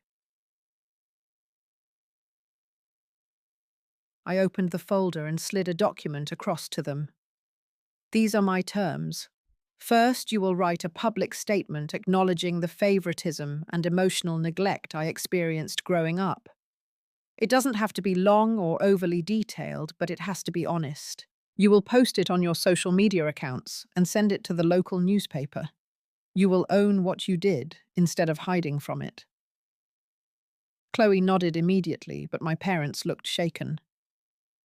That will destroy what's left of our reputation, my father said quietly. You already destroyed your reputation with your actions, I replied. This just makes you accountable for it. Second, I continued, you will sell your house and any remaining assets of value and donate the proceeds to a foundation I've created called the Invisible Daughters Fund. It provides scholarships, therapy, and support services to young women who have been neglected or devalued by their families. The fund is already substantially financed by me, but your contribution will be symbolic. It is you taking the resources you should have used to support me and directing them to help others like me. My mother gasped. Sell our house? Where would we live? I looked at her steadily. You'll figure it out, the same way I figured out how to build a life after you denied me opportunities. There are apartments. Smaller houses, options for people who don't have money. You will learn to live within your actual means instead of the ones you stole from me. Third, and most importantly, I said, pulling out another document, you will all go to family therapy. I have already arranged for you to work with Dr. Sarah Brennan, one of the top trauma specialists in the state. She has agreed to take you on. You will attend weekly sessions for a minimum of 1 year. This is not about reconciling with me. This is about you putting in the work to heal yourselves so you don't keep passing this pain down. My father looked at me with something between desperation and bitterness. And if we do all this, will you forgive us? Will we be a family again? The question sounded harsh, demanding, as if forgiveness was something he could earn by completing tasks like checking items off a list. I looked at each of them. My broken father, my devastated mother, my shattered sister, and gave the only honest answer I had. That's not guaranteed, but you will be able to live with yourselves. That's more than you ever gave me. I walked out of the diner that day with no resolution, just 3 shell-shocked family members holding documents that outlined their path forward. Over the next 2 weeks, they began to comply. The public statement was posted brief but honest. The house was listed for sale. Dr. Brennan confirmed that all 3 had attended their first therapy session. But there was one loose end. The legal paperwork to reclaim my stolen inheritance sat on my desk, requiring only my signature to retrieve the $4.2 million my parents had taken. David Weinstein had built an airtight case documenting the fraud. I asked Victoria to meet me at David's office on a Thursday afternoon, wanting her perspective before I made the final decision. David spread the documents across the conference table. The path forward is simple, he explained. We file the fraud claim, the court orders restitution, and the funds are transferred within 60 to 90 days. Given the clear evidence of forgery, there is virtually no chance of a challenge. I picked up the papers, thinking about what $4.2 million could mean: security, luxury, never worrying about money again. It was mine by right, stolen through a deliberate criminal act. Every logical argument said I should sign and claim what was rightfully mine. But my grandmother's letter kept echoing in my mind her challenge about breaking cycles, her wisdom about what true inheritance meant. "Before you sign," Victoria said quietly, "I want you to consider one thing. Your grandparents set up this inheritance with conditions because they wanted to test if you could succeed without it. They wanted to know if you would build something meaningful on your own strength. You've done that. Hart. Capital Group is worth over $2 billion. Your personal net worth is approximately 80 million. You have proven everything they wanted you to prove." I set down the claim papers and picked up another set of documents, ones my own lawyers had prepared. "I know what I want to do," I said. "And it's not about the money." The documents I slid forward were transfer papers for the Invisible Daughters Fund, the foundation I had created to help young women suffering from family neglect. "I want to transfer this inheritance to the fund. All $4.2 million will go towards scholarships, therapy services, housing assistance for girls who need to escape toxic families, and mentorship programs that connect them with successful women who can guide them." David looked surprised, starting to talk about tax implications, but Victoria held up a hand, cutting him off. She was smiling, that warm expression that told me she had expected this decision all along. "Your grandparents wanted to know you would succeed," she said, her voice filled with pride. "This is more than success, Evelyn. This is purpose." 6 weeks after our meeting at the diner, Chloe called me, her voice tentative. "I know we're not anything right now, but there's something I want to show you." She gave me an address in a newly revitalized arts district downtown. I arrived to find a small storefront with a simple sign, "Chloe's Designs." Inside the space was a workshop and boutique filled with sketches, fabric swatches, and a rack of beautifully designed dresses. "I started taking classes 6 weeks after our diner meeting," she explained, guiding me through the space. "Design fundamentals, pattern making, business management for fashion entrepreneurs." I used the money I had saved before the wedding, the stuff Marcos never knew about. "It's not much, but it's mine." She gestured around the boutique. "I'm learning how to be me the way you always were. Thank you for showing me it was possible." The words felt genuine, stripped of the performative quality that had characterized most of our childhood interactions. We talked for a few more minutes, the conversation awkward but not hostile. Two sisters trying to figure out if there was any relationship to be salvaged from the wreckage. As I headed for the door, preparing to leave, Chloe called out behind me, her voice slightly choked. "I know I don't deserve a sister after what I allowed, but if you ever want to try, I'm here." I paused in the doorway, my hand on the frame, feeling the weight of that offer. I turned to look at her in her small boutique, surrounded by her own creations, no longer the golden child or the trophy wife, but just Chloe trying to become someone real. I gave her a small nod, not a promise, but an acknowledgement, not a reconciliation, but a door left slightly ajar. A year after I walked out of Chloe's shop, I stood backstage at the National Women's Empowerment Summit, listening to the roar of 5,000 voices filling the convention center. The organizers had asked me to give the closing keynote, and I had agreed, knowing this would be the platform to share not just my business success, but the human story behind it. Victoria sat in the front row, her silver hair catching the stage lights. Next to her were the 10 women who had stepped out of those limousines at Chloe's wedding. My chosen sisters, who had stood by me through everything, Dr. Sharma, Congresswoman Rivas, Richard Thornton's wife, all there not out of obligation but out of genuine affection. Then my assistant whispered something that made me catch my breath. My family was there, sitting in the very back of the hall. They hadn't asked for permission. They had just come. I stepped onto the stage to a thunderous ovation. The lights were bright. The crowd was massive, but I felt calm. I had told versions of this story before, but never the whole thing, never with the full context of the pain and the healing. I began with the wedding describing that table by the door and the place card that labeled me as security.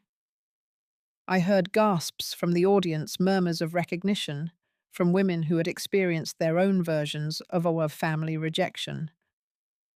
I talked about the secret creation of Heart Capital Group about Victoria, finding me at a bus station when I was 17, and lost about the choice to either destroy my family completely or offer them a path to accountability and healing.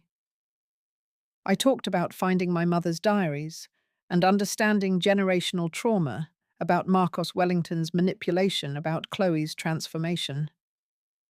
Most importantly, I talked about the decision to break the cycle, to choose purpose over vengeance, to turn pain into something that could help others.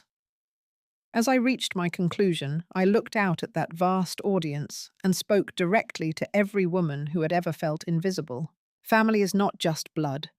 It's the people who see you when you're invisible, who believe in you when you doubt yourself, and who stand with you when everyone else walks away. I found my family, I said, gesturing to Victoria and the 10 women in the front row. And for every woman listening who feels invisible, you are not alone. Your story is not over. In fact, it is just beginning. The room exploded. Victoria was on her feet first, her face beaming with pride, followed immediately by the 10 women beside her. Then the entire audience rose in unison, 5,000 women on their feet, the applause echoing through the convention center like thunder. Through the lights, I could just make out the back row where my family sat. My father had his head bowed. Chloe was clapping, tears streaming down her face. And my mother had both hands over her face, her shoulders shaking with sobs. I stood there in the spotlight, no longer the invisible daughter, not the bitter victim, not even the successful CEO seeking revenge. Just Evelyn Hart, finally truly free. And that is where Evelyn's journey took her. From the invisible daughter seated by the door of her own sister's wedding, to a woman who built an empire, exposed the truth, and chose healing over vengeance. In the end, she broke the cycle of generational pain that had haunted her family for decades, transforming her own suffering into a foundation that now helps thousands of young women who feel just as invisible as she once did. But here's what I want to know from you. Do you think Evelyn made the right choice by giving her family a chance at redemption instead of destroying them completely? Was forgiving her mother too easy, or was it the bravest thing she could have done? And what about Chloe? Can sisters, who have lived their lives pitted against each other, ever truly rebuild their relationship? Leave your opinion in the comments below, because I genuinely want to hear your perspective on this. If this story resonated with you, if you've ever felt invisible in your own family, or if you know someone who needs to hear Evelyn's message, subscribe to the channel and share this video. Your support helps us bring more stories like this to life. Thank you for listening, and remember, your story is not over.